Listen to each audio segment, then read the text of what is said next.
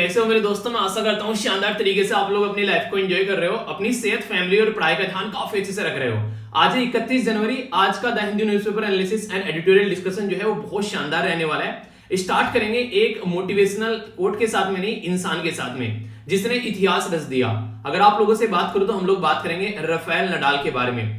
तो नॉर्मली अगर बात की जाए तो जो दुनिया में सबसे ऊंची पोजीशन पर वो बैठता है जो अपने आप को एक पैटर्न में लेकर चलता है, और वही बात इनके द्वारा यहां पर बोली गई। थोड़ा सा ध्यान से सुनिएगा, आप लोग सारी चीजें जो हैं वो समझ पाएंगे और किस तरीके से आप लोग अपनी लाइफ में अपने आप को मोटिवेट करके आगे बढ़ना है, वो आप लोग एक ऐसे इंसान से सुनेंगे जो कि यहाँ पर दुनिया में सबसे टॉप पोजीशन पर है आज के डेट में। सुनिए, 15 सेकंड की ये एक छोटी सी क्लिप है, सुनिए 1 मिनट के लिए आप लोग।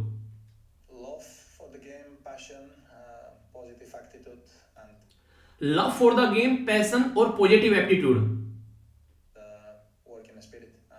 वर्किंग स्पिरिट यानी कि जो आप लोग अपने काम के लिए अपने डेडिकेशन दिखाते हैं। और आप लोगों की जो सराउंडिंग है ना, जो लोग आप लोगों के आसपास में है, वो किस तरीके से आप लोगों के साथ में कनेक्ट हैं, आप लोगों के आसपास में कैसे लोग रहते हैं। तो ये कुछ ऐसी चीजें जो इनके द्वारा बताई गई कि अगर सक्सेस आप लोग होना चाहते हैं तो ये कुछ बातें हैं जो जिंदगी में आप लोग इंप्लीमेंट कर सकते हैं। जब तक आप लोगों के अंदर वो एक एप्टीट्यूड नहीं आएगा ना काम को करने का, नहीं यार करना है, ठीक है, वो वाली बात नहीं आएगी, तब तक आप लोग कभी भी इक्का बन ही नहीं सकते। अगर आप लोग को प्रॉपर वे में अपनी जिंदगी को सही डायरेक्शन में लेकर चलना है तो एक एक दिन को आप लोगों को ढंग से यूटिलाइज करना पड़ेगा। इसीलिए मैं आप लोगों को हमेशा बोलता हूं कि जब आप लोग एक नया दिन स्टार्ट करें तो आप लोग देखो कि लास्ट वाला दिन आप लोग का कैसा रहा। तो यहां पर दुनिया के सबसे बड़े खिलाड़ी बन गए हैं आज के डेट में 21 ग्रैंड स्लैम जीतकर। हालांकि यहां पर जो 2 प्लेयर और इनके जस्ट पीछे हैं जो कि आप लोगों को पता चले, दोनों के नाम बताइए। चलिए एक मैं बताता हूं, रोजर फेडरर, और एक बहुत ज्यादा न्यूज में था अभी जिनको अभी ऑस्ट्रेलिया ओपन खेलने नहीं दिया। क्यों?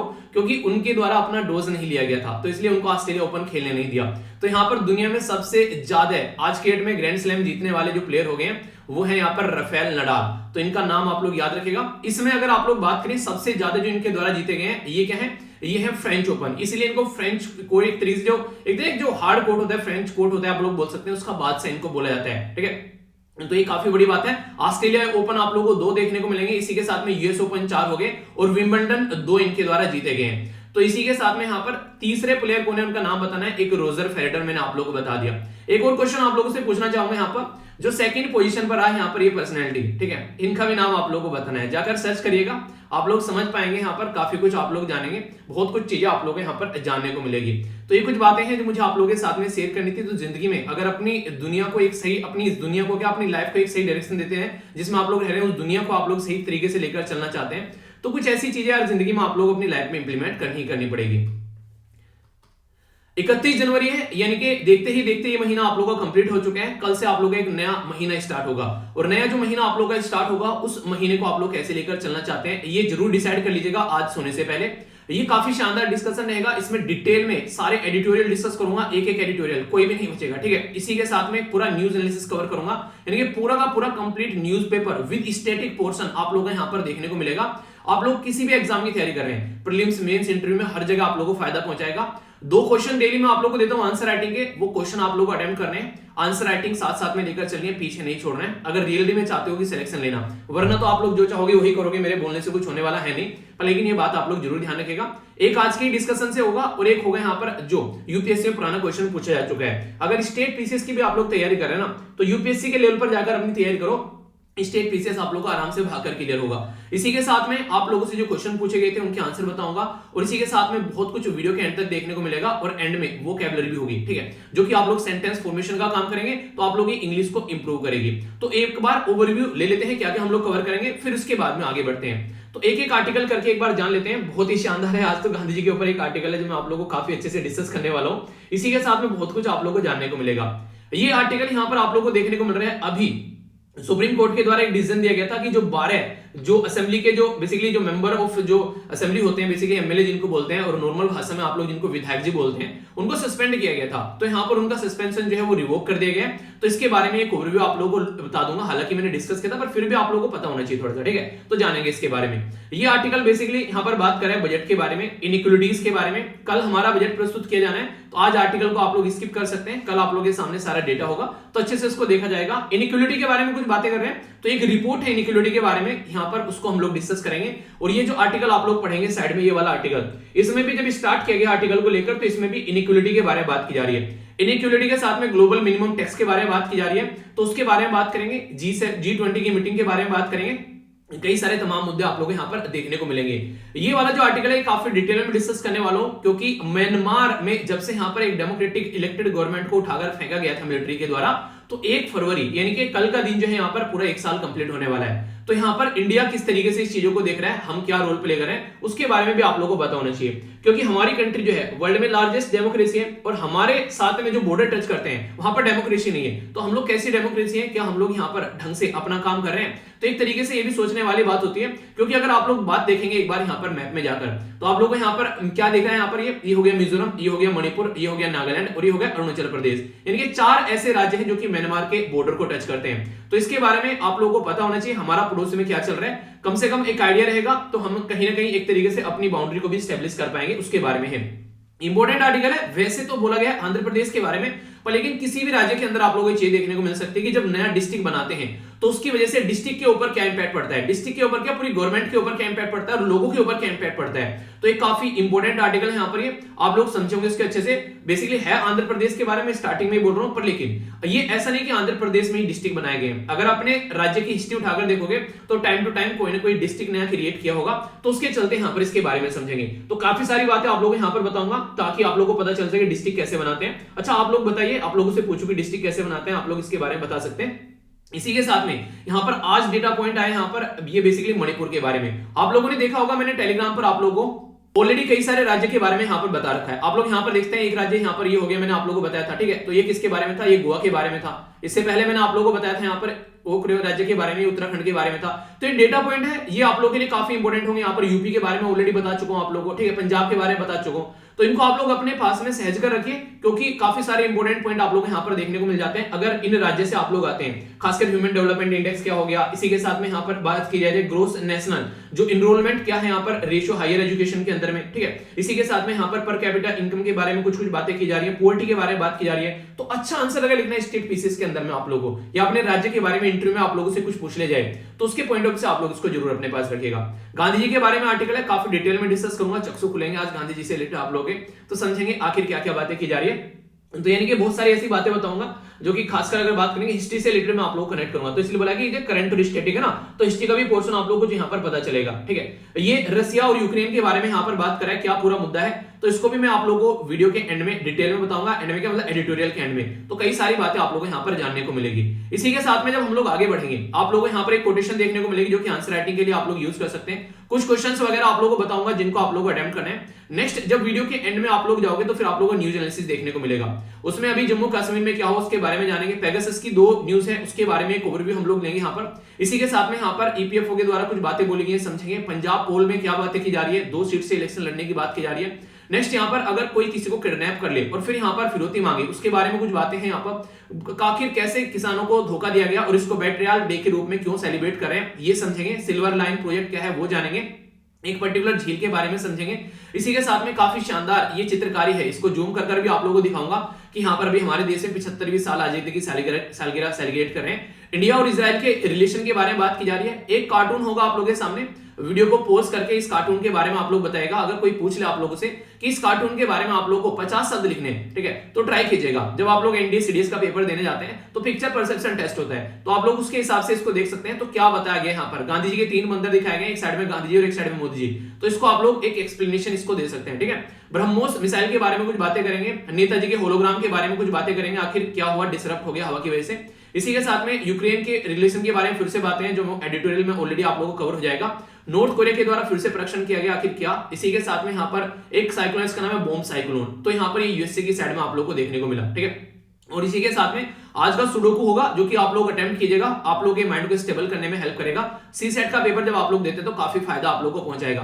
क्वेश्चन किसके द्वारा दिए गए हैं, तो आज के हमारे एसएलवी जो यहाँ पर कमांडो है, इनका नाम है यहाँ पर हर्षिता, काफी अच्छे से आंसर दिए गए और कल के आंसर भी आप लोगों को बताऊंगा। और इसी के साथ में वीडियो के एंड में वोकैबुलरी, तो यानी कि डिस्कशन जो है इतना शानदार होगा कि आप लोगों के चक्षु खुल जाएंगे। आगे बढ़ते हैं यहाँ पर एक एक पॉइंट को देखते हुए। सबसे पहले आप लोगों के सामने है, अगर कल को आप लोग एक आंसर लिखना चाहते हैं तो आप लोग को पता होना चाहिए कोई भी एस्से या फिर आंसर लिखते हैं तो कोटेशन अगर यूज कर लेते हैं तो एक शानदार चीजें हो जाती है यहाँ पर। और आज इसीलिए मैंने यहाँ पर महात्मा गांधी जी से रिलेटेड कोटेशन ली, यहाँ पर उन्हीं से रिलेटेड आर्टिकल भी हम लोग देखेंगे, कई सारी बातें जानने को मिलेगी। बोला गया है it is the health that is the real wealth, आप लोगों ने सुना हेल्थ इज वेल्थ, ठीक है।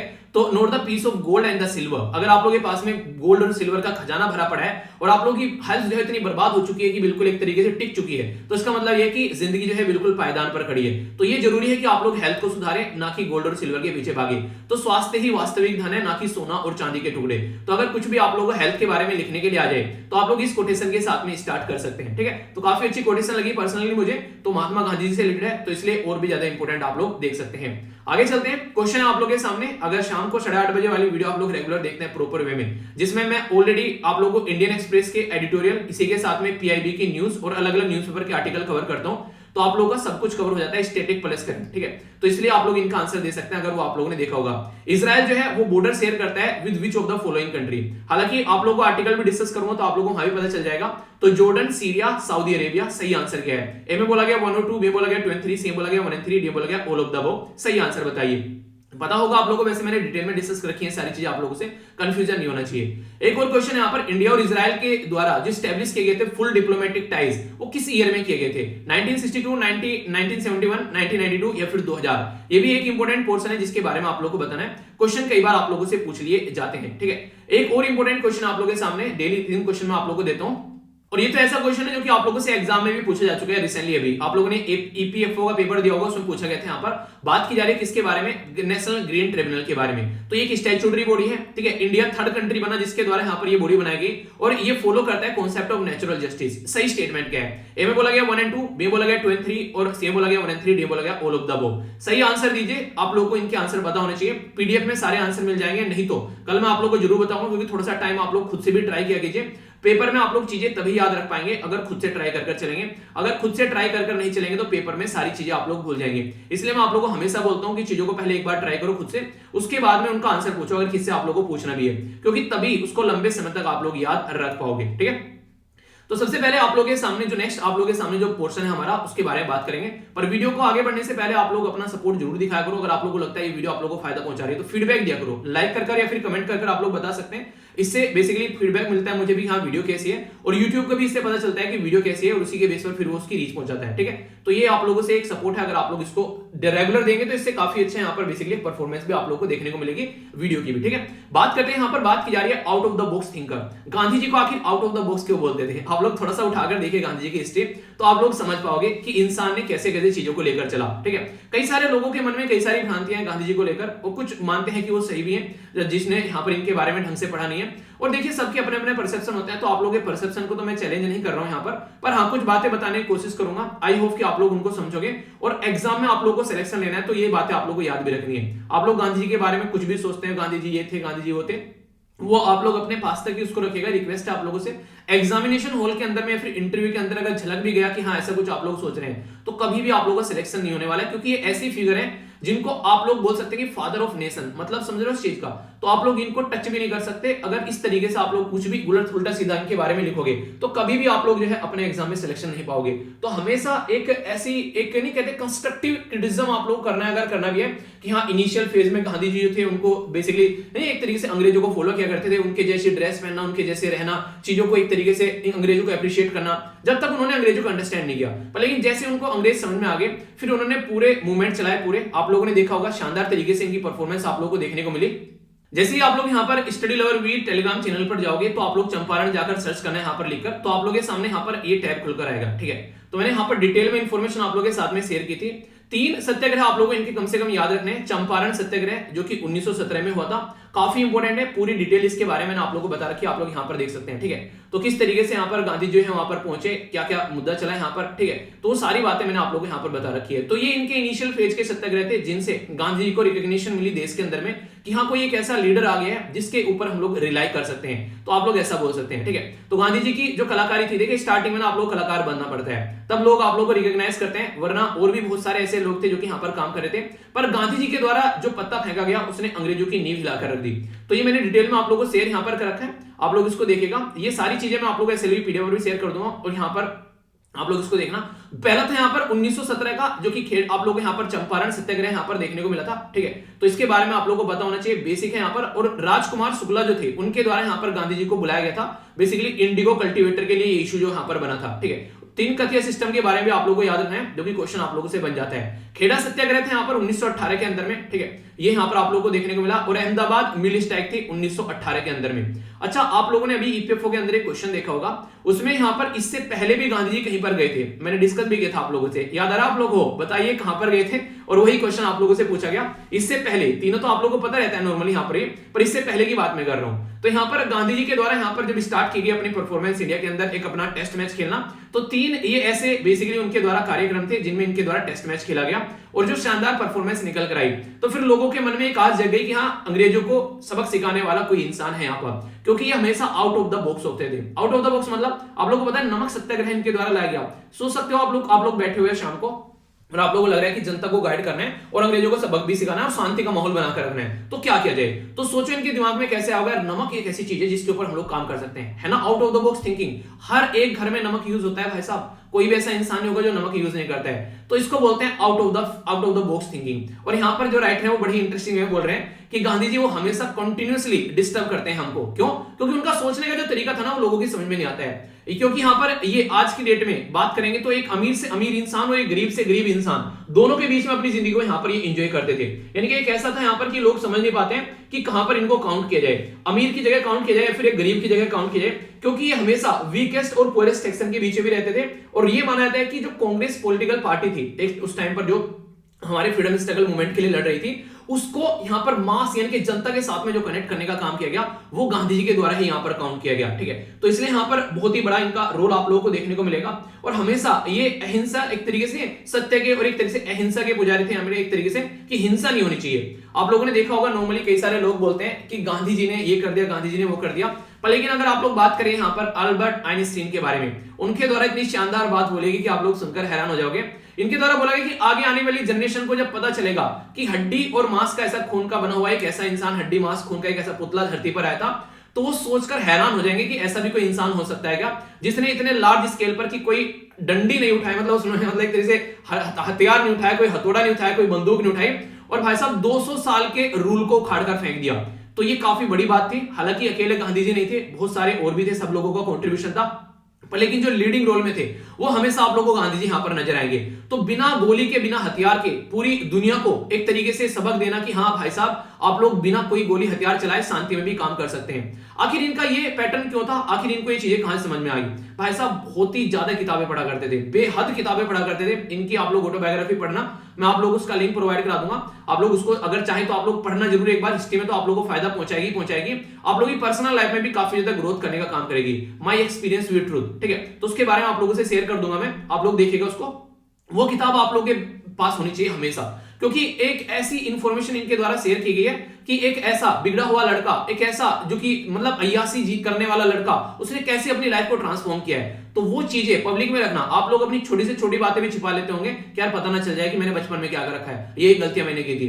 पर लेकिन इस इंसान ने ऐसी बातें भी सामने रख दी खोलकर कि हम लोग एक तरीके से सोच भी नहीं सकते। मतलब एक तरीके से इनकी जब शादी हो रखी थी, यहाँ पर एक साइड में इनके फादर जी की डेथ हो रही थी और इनकी नई नई शादी हुई थी, तो यहाँ पर इनका फिजिकल अट्रैक्शन इतना ज्यादा था कि यहाँ पर ये अपनी वाइफ के पास में चले गए। तो यहाँ पर उसको ये रिग्रेट करते हैं, कहते हैं कि वो एक ऐसी एज थी जिसमें चीजों को संभाल पाना मुश्किल था। और ये इसलिए लिखी गई इनके द्वारा चीजें क्योंकि हर एक इंसान के साथ में होती है, तो कम से कम इंसान जो है उन चीजों को अंडरस्टैंड कर सके। क्योंकि आज के में आप लोग बात कर लें सेक्स के बारे में, फिजिकल इन सब चीजों के बारे में कोई बातें नहीं करता है, ठीक है। इवन पैड के बारे में कोई बातें नहीं करता है कि हाँ जो भी यहाँ पर जब पीरियड साइकिल होती है उसमें पैड यूज की जाती है। तो इसलिए यहाँ पर इनके द्वारा वो एक नहीं कहते, एक तरीके से वो जो सोसाइटी में टैबू है उसको तोड़ने की कोशिश की गई कि हाँ अपने बारे में ऐसे आप लोगों के सामने बातें रख सकते हो जिससे लोग जो है चीजों को अंडरस्टैंड करें। तो ये काफी बड़ी बात है, एक तरीके से आप लोग बोल सकते हैं। दूसरी बात यहाँ पर जो सबसे बड़ी बात यहाँ पर ये देखिए, गांधी भी चाहते तो बंदूक उठा सकते थे, ठीक है, पर लेकिन रीजन क्या था? आप लोगों ने सोचा कभी इसके बारे में? बैठकर सोचोगे तो आप लोग की आंखें चक्षु खुलेंगे। इनके द्वारा ये माना गया हमारा एक ऐसा देश है जो कि आजाद होने के बाद में, और इतने छोटे छोटे राज्य थे यहाँ पर 500 से ज्यादा राजा रजवाड़े, फिर भी हम लोग मिलकर इकट्ठा रह रहे हैं। क्यों? क्योंकि हमारे लीडर ऐसे थे। क्योंकि अगर हम लोग हथियार, बंदूक, गोली उठाकर अगर हम लोग अपनी लड़ाई लड़ते अंग्रेजों के साथ में, तो क्या पता कल को कोई ऐसा ही एक लीडर आकर हमारे सर पर बैठ जाता जो ताकत का इतना बड़ा ताकत होता कि अंग्रेज तो चले गए पर लेकिन यहाँ पर एक नया तानाशाह हमारे सर पर बैठा कर चले गए, ठीक है। तो फिर उसके बाद में क्या होता? पता चला पाकिस्तान की तरह हमारी कंट्री में मिलिट्री रूल आप लोगों को देखने को मिल जाता, तो फिर क्या होता? तो इनको यही था जो सबसे बड़ा कॉन्सेप्ट इनका कि लोग जो है वो अपने हक की लड़ाई अपने आप लड़े। ये किसी एक पर्टिकुलर इंसान के इसके सर पर सहरा ना बंधे, क्या इस इंसान की वजह से आजादी मिली है। और अगर किसी पर्टिकुलर इंसान के सर पर सहरा नहीं बंधेगा तो उससे क्या रहेगा, जनता के अंदर कॉन्फिडेंस रहेगा कि हमने काम किया और जनता खुद अपने लोगों को चुनकर लेकर आए, जिसके चलते यहां पर एक डेमोक्रेटिक सिस्टम हम लोग अपने देश में स्टैब्लिश करें। तो ये बेसिकली इनका फंडा था, क्योंकि अगर यहां पर अंग्रेज चले जाते और फिर से कोई यहां पर और आकर बैठ जाता, इसीलिए इन्होंने यहां पर सुभाष चंद्र बोस जी को सपोर्ट नहीं किया, क्योंकि सुभाष चंद्र बोस जी जो थे वो जापानीज की हेल्प ले रहे थे यहां पर अंग्रेजों को भगाने के लिए। और जापानीज जो थे वो इस टाइम पर इतने कुक्रमी लोग थे। आज के में जापान सबसे प्यारी कंट्री लगता है अगर देखा जाए बाहर वाली कंट्री में, मुझे जापान और दूसरा भूटान आप लोग बोल सकते हैं, बड़ी प्यारी कंट्री लगते हैं। शांति के मामले में दोनों ही एक तरीके से एक पुजारी टाइप के आदमी हो चुके हैं आज के दिन में। पर लेकिन उस टाइम पर जापान इतना दरिंदा कंट्री था भाई साहब, वो किसी को नहीं छोड़ता था, इतना ब्रूटल, जहां पर जाएंगे रेप करेंगे, तोड़फोड़ करेंगे, मतलब समझ नहीं सकते आप लोग, इतनी खतरनाक सिचुएशन थी। तो गांधी जी ये बोले थे कि सुभाष चंद्र बोस अगर उनसे सपोर्ट लेकर आते हैं, कल को जापानियों का दिमाग फिर गया तो पता चला पूरे इंडिया को अंग्रेजों के बाद में जापान कंट्रोल करके बैठ गया। यूएसए तक को नहीं छोड़ा भाई साहब, वो तो यूएसए ने यहां पर जब अटैक किया जापान के ऊपर तब जाकर चीजें थोड़ी नॉर्मल हुई, वरना जापान जो किसी के हत्थे आने वाला नहीं था, ऐसा कंट्री हो चुका था जापान। ठीक है, तो हिरोशिमा और नागासाकी पर जो बॉम्ब गिराए गए उसके बाद में जापान की अकल ठिकाना है, उसके बाद में चीजें शांति में देखने को मिली। अच्छा बताइए बॉम्ब कब गिराए गए थे, देखता हूं किस किस को पता है, डेट बताइए दोनों की दोनों, बहुत बार पूछी जाती है। और बॉम्ब के नाम के बारे में आप लोगों को थोड़ा थोड़ा पता होना चाहिए, ये आप लोगों को पता होना चाहिए, काफी इंपोर्टेंट है। ठीक है, तो यहां पर इनका बेसिक फंडा यही था कि इस तरीके की चीजों को लेकर चलें, इसीलिए राइटर बोल रहे हैं कि डिस्टर्ब करने वाला इंसान है, लोगों की समझ में नहीं आता है। ठीक है, एक तरीके से अगर कोई लीडर बन गया ना यार, उसकी खुद की भी आज की डेट में एक रेस्पॉन्सिबिलिटी बनती है। ठीक है, कि वो लीडर है तो वो चीजों को कैसे लेकर चले। तो सोसाइटी में एक तरीके से सबसे इंपॉर्टेंट बात बोलेगी कि सेल्फ रियलायंस हम लोग को एक तरीके से होना चाहिए, यानी किसी के ऊपर ज्यादा डिपेंडेंसी हमारी नहीं होनी चाहिए, पहली इंपॉर्टेंट बात यहां पर बोलेगी। और दूसरा, हम लोग को मोरालिटी के पॉइंट ऑफ व्यू से काफी ज्यादा सोचना चाहिए, यानी कि अगर आज के डेट में हम लोग सेल्फ रियलाइजेशन करेंगे और सेल्फ रूल करेंगे, तभी हम लोग आगे चलकर यहां पर अपनी कंट्री को एक सही डायरेक्शन में लेकर चल पाएंगे। तो ये इनकी बेसिक थ्योरी थी। तो हमेशा ये सोसाइटी के एक नीचे तबके को साथ में लेकर चलते थे। मैंने तालिस्म के बारे में आप लोगों से बताया था कि जब हमारे पार्लियामेंटेरियन यहां पर पहुंचे बेसिकली संविधान बनाने के लिए, तो उनके द्वारा पूछा गया कि गांधी जी से कि बापूजी क्या करें हम लोग ताकि एक अच्छा संविधान बना सके। तो इनके द्वारा बोला गया कि गरीब तबके सोसाइटी का सबसे एक ऐसा इंसान जो कि सबसे ज्यादा दबा कुचला हो उसके बारे में सोचेगा, आप लोग हमेशा एक अच्छा डिसीजन लेते हुए नजर आएंगे। तो ये बातें इनके द्वारा बोली गई। तो यहां से आप लोग समझ सकते हैं कि इनका थॉट प्रोसीजर कैसा था। ठीक है, और बाकी एक किताब और सजेस्ट करूंगा मैं आप लोगों को, माय एक्सपीरियंस विद ट्रुथ तो मैंने बता दिया।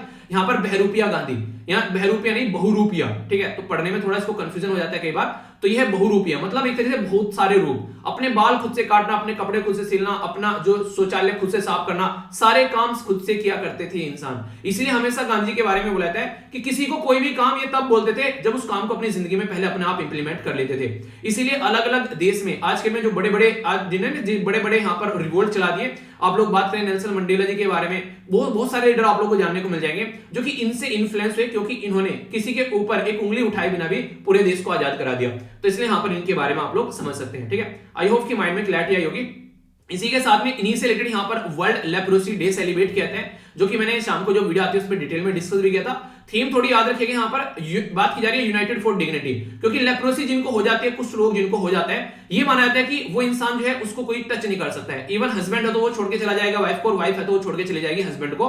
इतना ये ऐसा रोग है कि बेसिकली बॉडी को बर्बाद कर देता है। पर लेकिन आज की डेट में ये लाइलाज बीमारी नहीं है, इसका आज के डेट में इलाज है। तो आज की डेट में भी यहाँ पर सोसाइटी में किसी को भी इस तरीके से आप लोगों को सेग्रीगेट नहीं करना है। तो इसके चलते यहाँ पर ये डे जो है ये सेलिब्रेट किया जाता है, ताकि ये फालतू की जो कुरीतियां आज की डेट में भी दिमाग में लोगों को घूम रहे हैं उनको यहाँ पर दूर किया जा सके। तो ये काफी इंपॉर्टेंट यहाँ पर हो जाता है। ठीक है, तो इसलिए इसके बारे में आप लोग याद रखिएगा वर्ल्ड लेप्रोसी डे के बारे में। और खासकर अगर गांधी से रिलेटेड कुछ चीजें लिखने के लिए भी आ जाती है ना, तो ये ऐसे पॉइंट है आप लोग वहां पर भी इनको यूज कर सकते हैं। बेसिक चीज है ना, तो आप लोग उनको अच्छे से यूज कर सकते हैं यहाँ पर। और इसी के साथ में यहाँ पर इसको हैंसन डिजीज का नाम भी दिया गया है। आप लोगों को ये बताना है कौन सी पर्सनैलिटी थी, इनका पूरा नाम बताइए। हैंसन या फिर लेप्रोसी डिजीज बोलते हैं। तो इसी के साथ में यहाँ पर इनके द्वारा खोजी गई थी, तो इसके नाम पर इसका नाम रख दिया। ठीक है, तो महात्मा गांधी जी ने बहुत ज्यादा काम किया यहाँ पर ऐसे लोगों के लिए जो कि यहाँ पर लेप्रोसी का शिकार थे।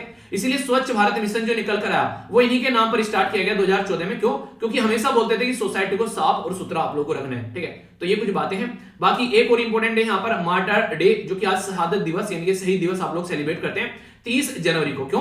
क्योंकि यहाँ पर नाथूराम गोडसे के द्वारा यहाँ पर गांधी जी को गोली मारी गई, तो उसके चलते यहाँ पर ये पूरा डे हम लोग देखने को मिलते हैं। तो यहाँ पर ये काफी बड़ी बात थी, यहाँ पर पूरे देश के लिए यहाँ पर एक तरीके से शोक का दिन था वो, जिस दिन यहाँ पर ये दुर्घटना देखने को मिली। और इसीलिए आज के दिन president, vice president, prime minister, defence minister 30 जनवरी को, आज के दिन नहीं सॉरी कल के दिन 30 जनवरी को यहाँ पर क्या करते हैं, वो गांधी जी की समाधि राजघाट पर जाते हैं और वहां पर पुष्पांजलि अर्पित करते हैं। ठीक है, तो ये कुछ बेसिक चीज है जिनके बारे में आप लोग याद रखिएगा।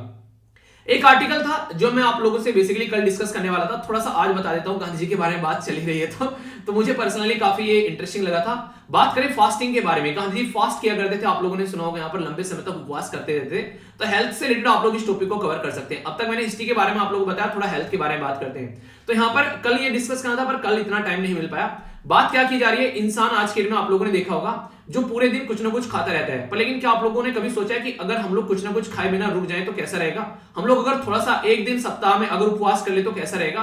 तो यहाँ पर अगर बात करें तो ऐसे ही यहाँ पर एक एक्सपेरिमेंट किया गया, यहाँ पर एक्सपेरिमेंट के चलते रहता है, आप लोगों ने सुना होगा कई बार। संदीप महेश्वरी सर के द्वारा भी एक बार बोला गया था, उनकी एक वीडियो देखी थी मैंने, तो उसमें उनके द्वारा बोला गया था कि वीक में एक दिन ऐसा होता है, मतलब वीक में नहीं, साल में लगभग एक वीक ऐसा होता है जिसमें वो अपने आप को पानी के ऊपर रखते हैं। ठीक है, तो यार इससे क्या होता है, आप लोग का जो बॉडी है वो डिटॉक्स हो जाती है। ठीक है, तो इससे आप लोग क्या करते हैं, अपनी चीजों को अच्छे से लेकर चल पाते हैं। कम से कम आप लोगों को एक दिन, बोलूंगा एक दिन नहीं तो कम से कम कुछ घंटे आप लोगों को मोबाइल से भी दूर रहना चाहिए। आप लोग अपनी लाइफ देखेगा, इंप्रूवमेंट आप लोगों को होती नजर आएगी। तो यहां पर अगर बात करें इनके द्वारा बेसिकली जो यहां पर राइटर थे, बात की गई कि डाइट रखी गई ड्राई जिंजर वाटर, अगर बात करें 2 गिलास ऑफ जो फ्रेशली जो एक तरीके से ग्राउंड आलमंड, ठीक है, इसी के साथ आंवला, इसी के साथ में यहां पर लेमन जूस, तो यहां पर इसी के साथ में लोकल हनी जो भी होता है वहां पर, ये सारी चीजें इनके द्वारा ली गई। इनके ओनली यहां पर इनके द्वारा ड्रिंक लिए गई, जो भी पीने वाला पदार्थ है, खाना कुछ नहीं लिया गया। स्टार्टिंग में तो ऐसा लगता है जिंदगी बर्बाद हो जाएगी, बिल्कुल टूट जाएंगे, ऐसा हो जाएगा, पर लेकिन आप लोग की बॉडी ना कुछ टाइम के बाद में इसको एक्सेप्ट करने लगेगी। मैं आप लोगों को बताऊं, आप लोगों ने घर में अपनी मम्मी को देखा होगा, नॉर्मली अगर कई बार वो क्या करती है, काम करते करते खाना खाना भूल जाती है। मैंने कई बार अपनी मम्मी को देखा है, ठीक है, वो क्या करती है, इतना बिजी हो जाती है, कई बार उनको याद रहता है खाना खाना। इवन आप लोगों को बताऊं, मैंने एक बार बताया, आप लोग कई बार बताया, हालांकि जैसे कि जब इंसान गुम हो जाता है ना अपने काम में, तो उसको याद नहीं रहता है। एपीजे अब्दुल कलाम साहब के बारे में बताया ना मैंने, वो शादी तक भूल गए अपनी। तो खाना तो बहुत छोटी चीज होगी, समझ रहे हो, एक दिन खाना खाना थोड़ा सा हो जाता है, चलो इतना बिजी हो गए, याद ही नहीं आ रहा है, शादी तक भूल गए भाई साहब। तो वहां पर जिससे चलते सोसाइटी पर कितना प्रेशर रहता है, वो सारी चीज आप लोग समझ सकते हैं। तो ये ऐसी चीजें हैं बेसिकली, जब इंसान अपने काम में बिजी होता है तो ये चीजें आप लोग को देखने को मिल जाती है। ओके, इसी के साथ में अगर बात करें यहाँ पर, ये सारी चीजें आप लोगों ने देखा होगा, पास्ट में गांधी जी के द्वारा भी फास्ट किया जाता था। तो यहाँ पर कहीं ना कहीं इनके द्वारा ये चीजें कहां से सीखी गई, अपनी मदर से सीखी गई। इनकी जो मदर थी वो काफी ज्यादा फास्ट किया करती थी, और खासकर जिनका काफी ज्यादा फूडी बिहेवियर होता है, उनको ये सारी चीजें कम से कम ट्राई करनी चाहिए जिंदगी में। आप लोग अपने आप को डिटॉक्स करते हुए पाए जाओगे, ये चीजें आप लोग को देखने को मिलेगी। विदाउट फूड फ्यू डेज अगर आप लोग रहते हैं तो आप लोग का एक अलग ही तरीके का अंदर से ऐसी चीजें निकल के आएगी। नॉर्मली साधु आप लोग ने देखा ना, कईयों दिन तक सर्वाइव कर जाते हैं, तो ऐसा नहीं है कि उनकी जिंदगी जो है बिल्कुल ऐसे हो चुकी, क्योंकि उन्होंने अपनी बॉडी को ऐसे टैकल कर लिया है। बॉडी की सबसे प्यारी बात जो मुझे लगती है वो है आप लोगों की बॉडी ग्लो।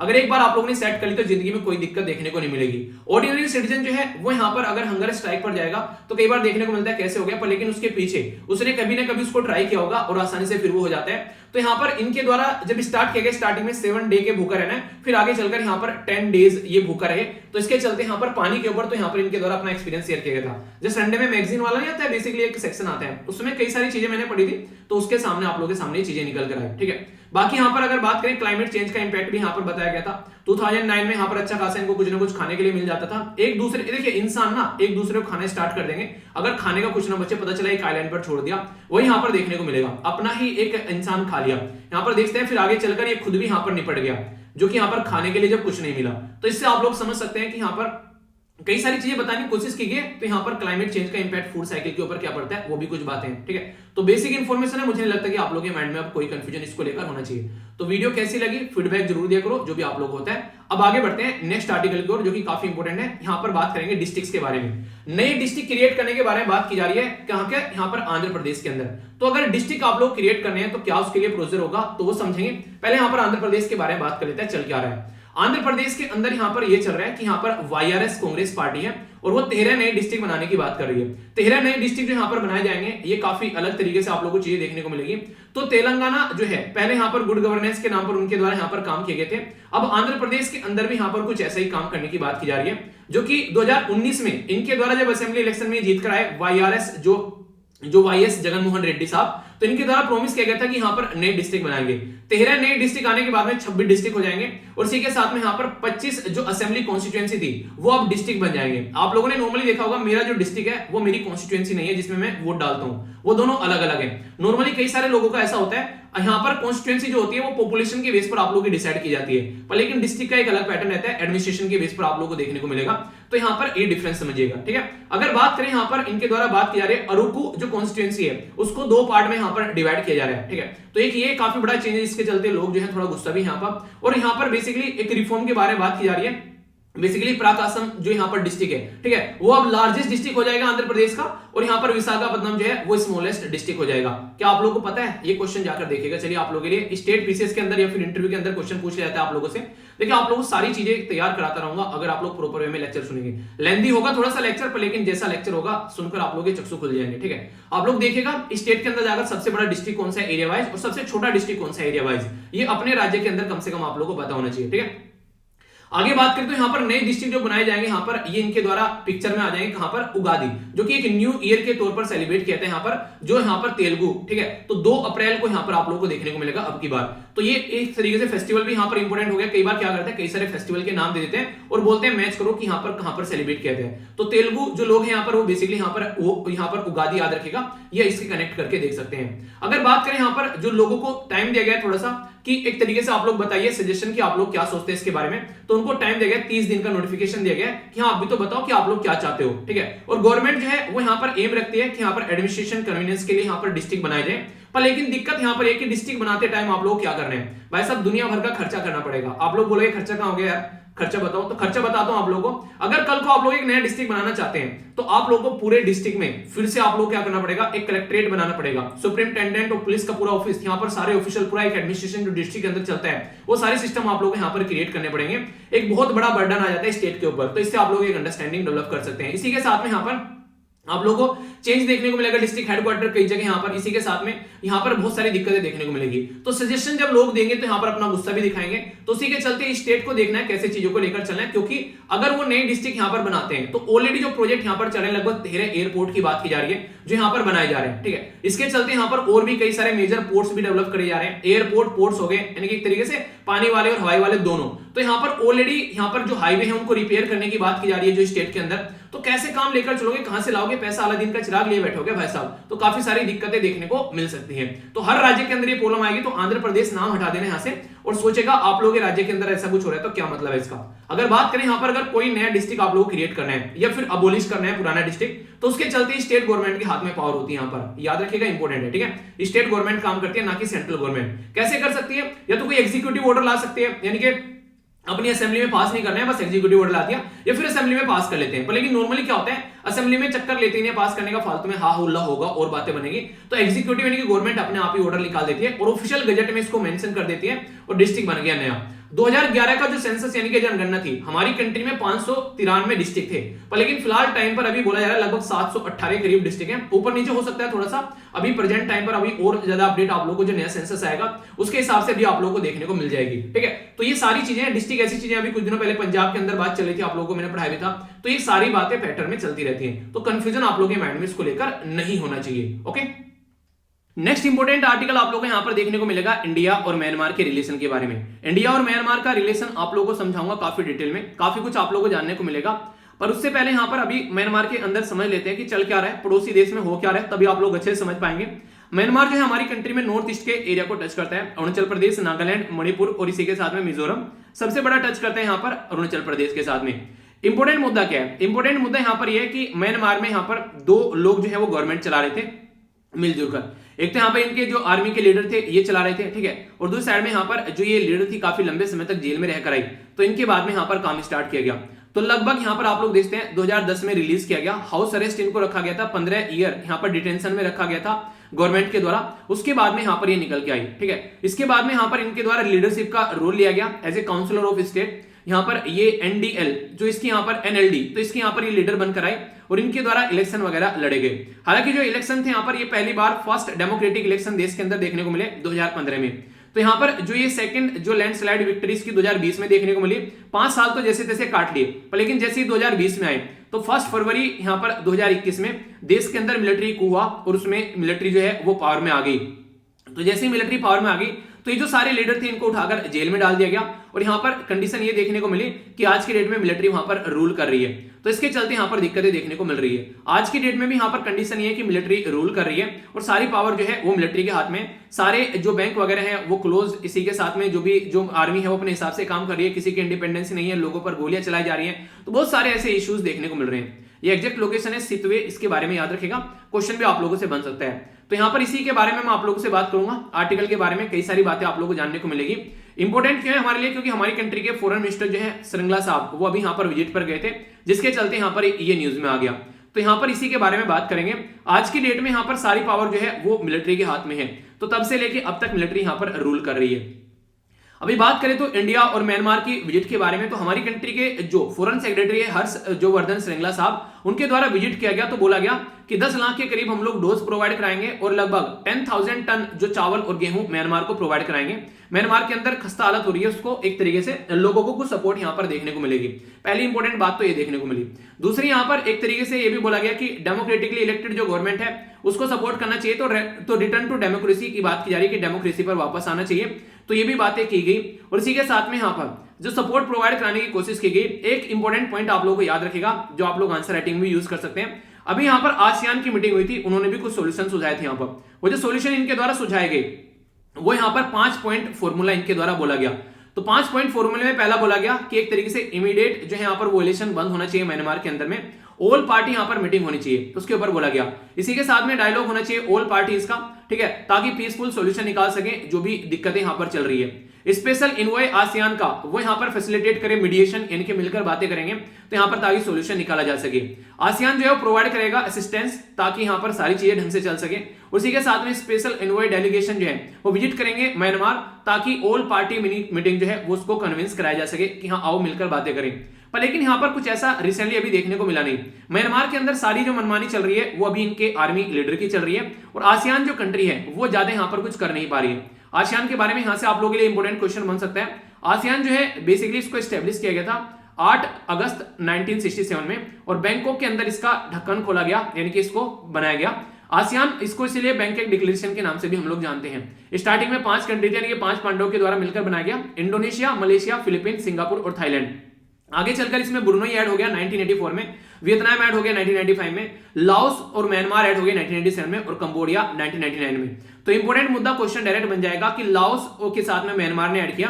तो अगर स्टेटमेंट देकर ही पूछ ले कि आसियान का मेंबर जो था वो म्यांमार बना था कब, तो 1997 है यहाँ पर इंपॉर्टेंट एक तो पॉइंट। दूसरा, इसके साथ में और कौन सी कंट्री जो है आसियान का मेंबर बनी थी, तो याद रखिएगा लाओस और म्यांमार के द्वारा एक साथ में यहाँ पर ऐड किया गया था। तो लाओस और इसी के साथ में जो है म्यांमार के द्वारा एक साथ में यहाँ पर इसमें पार्ट बने थे। तो एक इंपॉर्टेंट मुद्दा आप लोग ये याद रखिएगा। अभी फिलहाल जो है यहाँ पर खस्ता हालत है, पर लेकिन हमारे लिए काफी इंपॉर्टेंट है ये, खासकर अगर नॉर्थ ईस्ट के बारे में आप लोग बात करते हैं। इंडिया म्यांमार थाईलैंड जो ट्राइलेटरल हाईवे है वो काफी इंपॉर्टेंट है, जो इंडिया से होकर म्यांमार से होते हुए यहाँ पर और थाईलैंड तक पहुंचता है। तो ये काफी इंपॉर्टेंट है। और इसी के साथ में दूसरा, कालादान मल्टी जो मॉडल ट्रांजिट ट्रांसपोर्ट प्रोजेक्ट आप लोगों को देखने को मिलता है, तो ये भी काफी इंपॉर्टेंट है यहाँ पर। कालादान ये प्रोजेक्ट के बारे में अभी एग्जाम में आप लोगों से क्वेश्चन भी बना था। तो ये जो प्रोजेक्ट है यहाँ पर कोलकाता से आप लोगों को देखने को मिलेगा चलता है और सितवे पोर्ट तक जाता है, और फिर यहां से होता है आइजोल, यानी कि आप लोग यहां पर ये मिजोरम में जाता हुआ नजर आएगा। तो इसके चलते आप लोग समझ सकते हैं कि हमारी कंट्री के लिए कितना इंपॉर्टेंट ये हो जाता है एक कनेक्टिविटी बनाने के लिए, ठीक है। तो यहां पर एक कनेक्टिविटी बनेगी कोलकाता से लेके यहां पर बेसिकली जो इसके थ्रू। अगर रीजन क्या है, अगर मैं मोटे मोटे तौर पर आप लोगों को बताऊं, तो कल को चलकर यहां पर चाइना अगर कुछ हरकतें कर देता है तो चिकन नेक तोड़ देगा, यहां पर बांग्लादेश के अंदर कुछ झड़प होगी तो नहीं होगी काम। तो ऑल्टरनेटिव यानी कि 3 हमारे पास में हम लोग चीजें रख के चल रहे हैं कि कोई ना कोई तो काम आएगा ही अगर कोई दिक्कतें देखने को मिलती है। इसी के साथ में आगे चलकर जो ये ट्राइलेटरल हाईवे है, अगर ये वाली बात हम लोग की जा रही है, ये यहां से होते हुए आप लोग इसको दिल्ली तक भी पहुंचा सकते हो, ठीक है।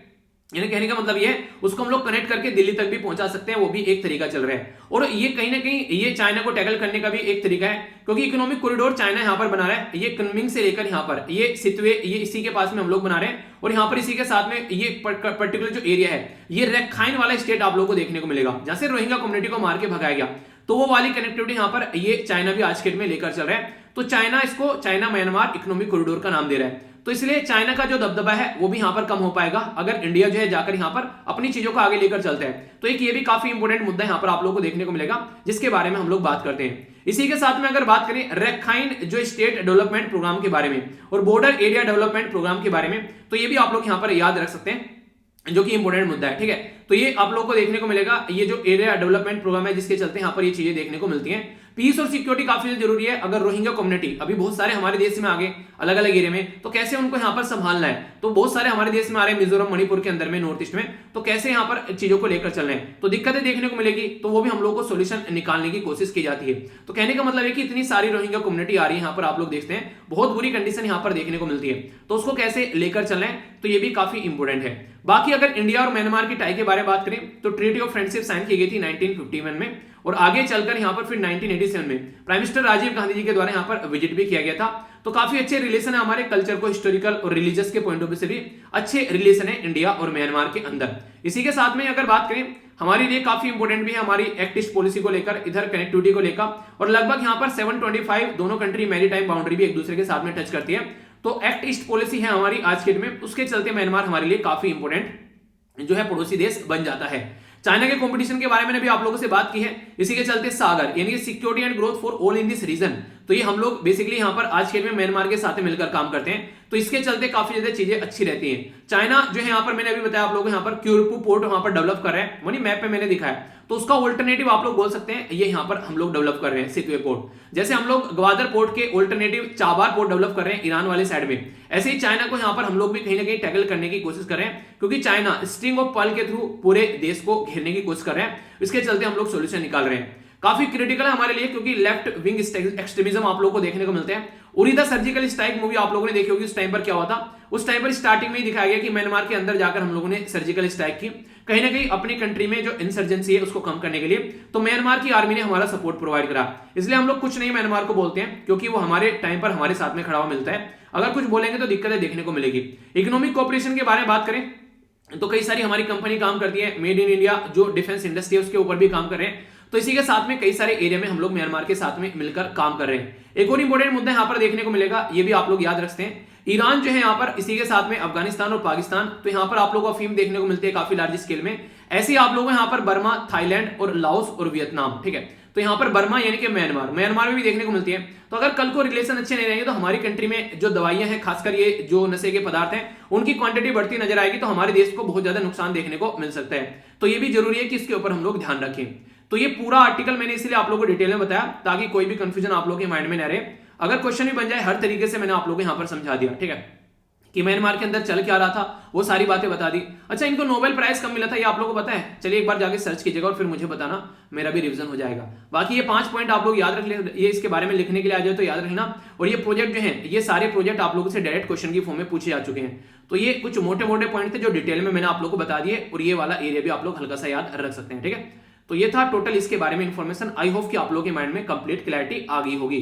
बेसिकली मुद्दा क्या चल रहा है रसिया और यूक्रेन के बीच में, तो पहले आप लोग यहाँ पर ये समझिए, और बोला ये जा रहा है कि क्या यहाँ पर रसिया और यूक्रेन का जो कॉन्फ्लिक्ट है उसको टाला जा सकता है, ठीक है। तो अवर्टेड के बारे में बात की जा रही है, क्या इसको यहाँ पर टाल सकते हैं, तो ये काफी इंपॉर्टेंट ये इशू बन जाएगा जीएस पेपर 2 के अंदर में। और जो सबसे इंपॉर्टेंट बात होती है यहाँ पर, वो आप लोग याद रखेंगे कि इंडिया का इंटरेस्ट क्या है यहाँ पर, वो आप लोग को देखना है। अगर इंडिया का इंटरेस्ट नहीं है वहां पर कुछ, तो फिर आप लोग उसको इग्नोर कर सकते हैं, क्योंकि इंडिया के इंटरेस्ट के ऊपर पूरा खेल यहाँ पर खेला जाता है। तो पूरा खेल आप लोग को इंडिया के इंटरेस्ट से रिलेटेड ही यहाँ पर याद भी रखना है।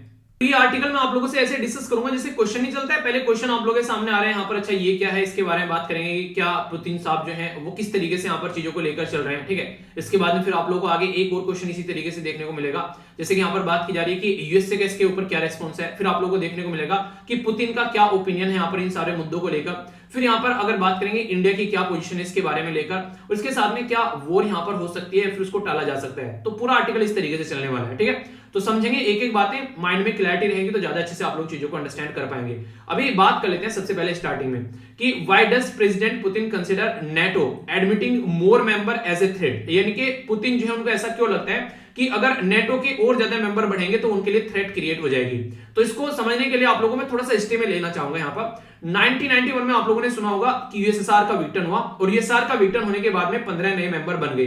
ये 15 मेंबर के नाम यहाँ पर ये Armenia, Azerbaijan, Belarus, Estonia, Georgia, Kazakhstan, Kyrgyzstan, Lithuania, Lithuania, Moldova, इसी के साथ में रसिया, नेक्स्ट यहाँ पर तजाकिस्तान, तुर्कमेनिस्तान, यूक्रेन और उज्बेकिस्तान। तो ये कंट्री आप लोगों को देखने को मिलेगी जो मैक्सिमम आप लोगों को रसिया के साथ में बॉर्डर टच करती नजर आती है। आखिर टच भी करेंगे क्योंकि इसी का तो पार्ट थी, तो टच नहीं करेंगे तो और कहां जाएंगे, ठीक है। तो ये है यहाँ पर। अब ये जैसे जैसे ये अलग हुई तो फिर आगे चलकर क्या हुआ, ये नेटो के सदस्य बनना स्टार्ट हो गए। नेटो क्या है, नॉर्थ अटलांटिक ट्रीटी ऑर्गेनाइजेशन। तो जैसे जैसे नेटो का मेंबर बनना स्टार्ट हो गया यहाँ पर, तो ये एक ऐसी ऑर्गेनाइजेशन है जो कि रशिया के खिलाफ काम करती है, कहीं ना कहीं आप लोग ऐसा बोल सकते हैं। रशिया को टैकल करने के लिए यहाँ पर इसके काफी लंबे समय से इसके द्वारा काम किया गया। तो ये इसके मेंबर अगर यहाँ पर बन रहे हैं तो कल को आप लोग समझिए यहाँ पर इस्टोनिया हो गया, लिथुआनिया हो गया, लिथुआनिया हो गया, ये 2004 में मेंबर बन गए, ठीक है। पोलैंड 1999 में मेंबर बना यहाँ पर, ठीक है। ये स्लोवाकिया हो गया, रोमानिया हो गया, बुल्गारिया हो गया। इसी के चलते बोला जा रहा है अभी यूक्रेन को भी इसका मेंबर बना लिया जाएगा। तो देखिए अब तक तो रसिया जो है वो शांत बैठा हुआ था, सारी चीज चल रही है, चलिए कई सारे लोग जो है मेंबर बन गए जो कि पहले यूएसएसआर का पार्ट हुआ करते थे।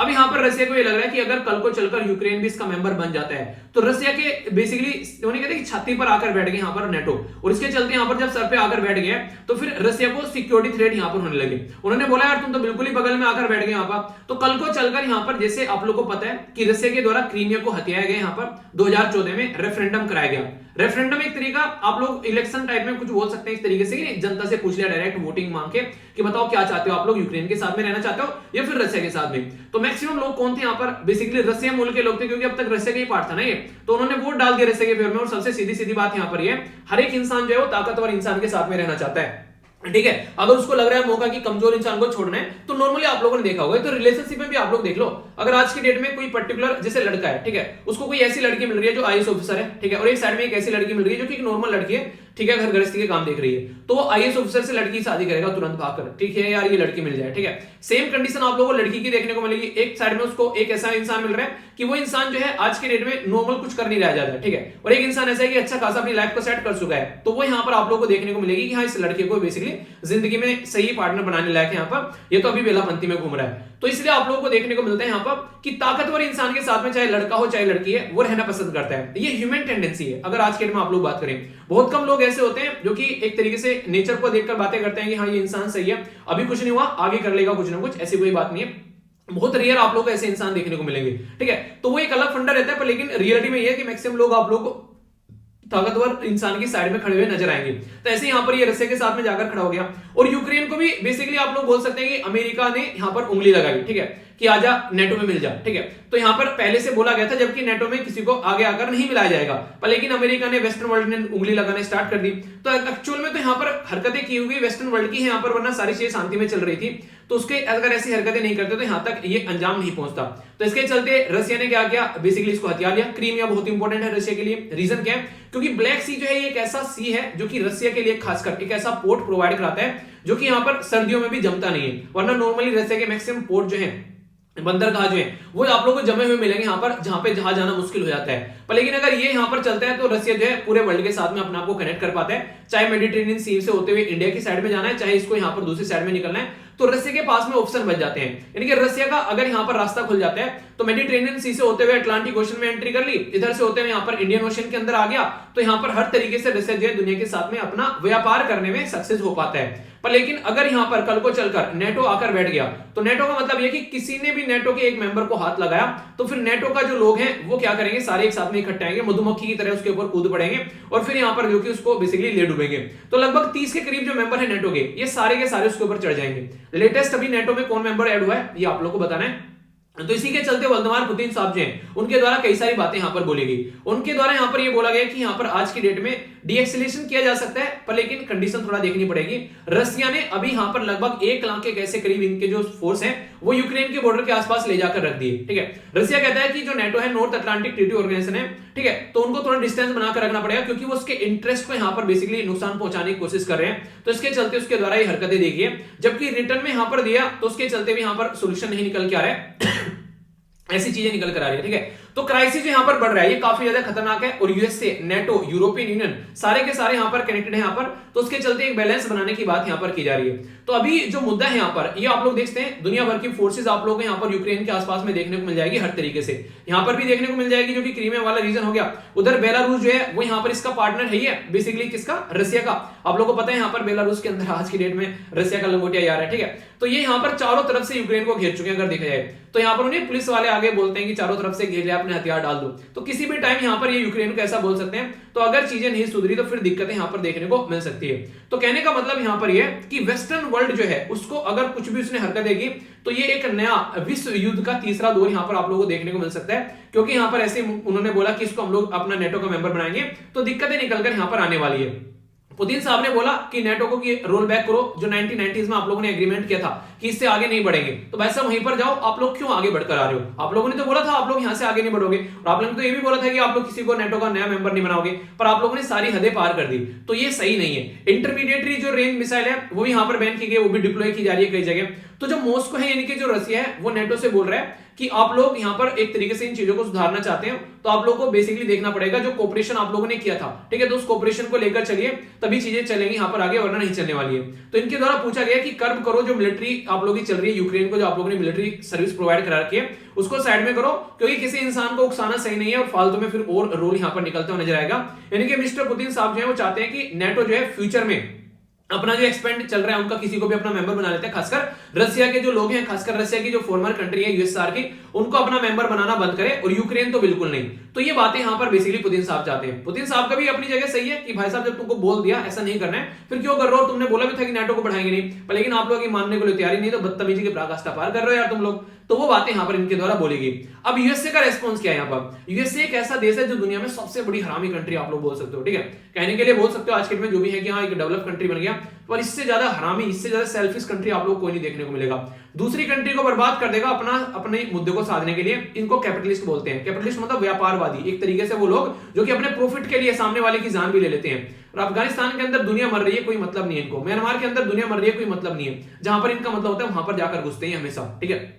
आप लोगों ने हमेशा देखा होगा, अभी हमारे साथ में चलो समझ में आता है थोड़ा बहुत, पर लेकिन एक टाइम ऐसा था पाकिस्तान के साथ में खड़े हुए थे, ठीक है, हमारे ऊपर अटैक करने के लिए तैयार थे, समझ रहे हो उस टाइम पर। तो ये कंडीशन आप लोग यूएसए की बोल सकते हो। सबसे हरामी देश आज के डेट में कोई है जो कि सबसे सेल्फिश कंट्री जिसको मैं बोलता हूं, वो आप लोग बोल सकते हैं आज के डेट में यूएसए देखने को मिलेगा। हालांकि चाइना भी उसी कैटेगरी में, चाइना तो खैर उसको भी ऊपर चला गया आज के डेट में, पर लेकिन यूएसए कहीं से भी आप लोग कम देखने को नहीं मिलेगा। वो तो गनीमत है, बहुत सारे हमारे मूल के लोग वहां पर उनको चला रहे हैं देश को, बहुत सारे लोग हैं जिसकी वजह से थोड़ा हो जाता है, वरना इंडिया को ये बेसिकली ढंग से ट्रीट न करे जैसी इसकी हरकतें चलती रहती है कई बार, ठीक है। तो ऐसी हरकतें आप लोगों को देखने को मिलेगी यहाँ पर। अभी फिलहाल का मुद्दा यहाँ पर क्या है, यूएसए क्या चाह रहा है बेसिकली? यूएसए चाह रहा है कि डिप्लोमेसी के थ्रू और इकोनॉमी के थ्रू यहाँ पर बेसिकली जो यूएसए रसिया को है उसको थोड़ा डरा कर रखा जाए।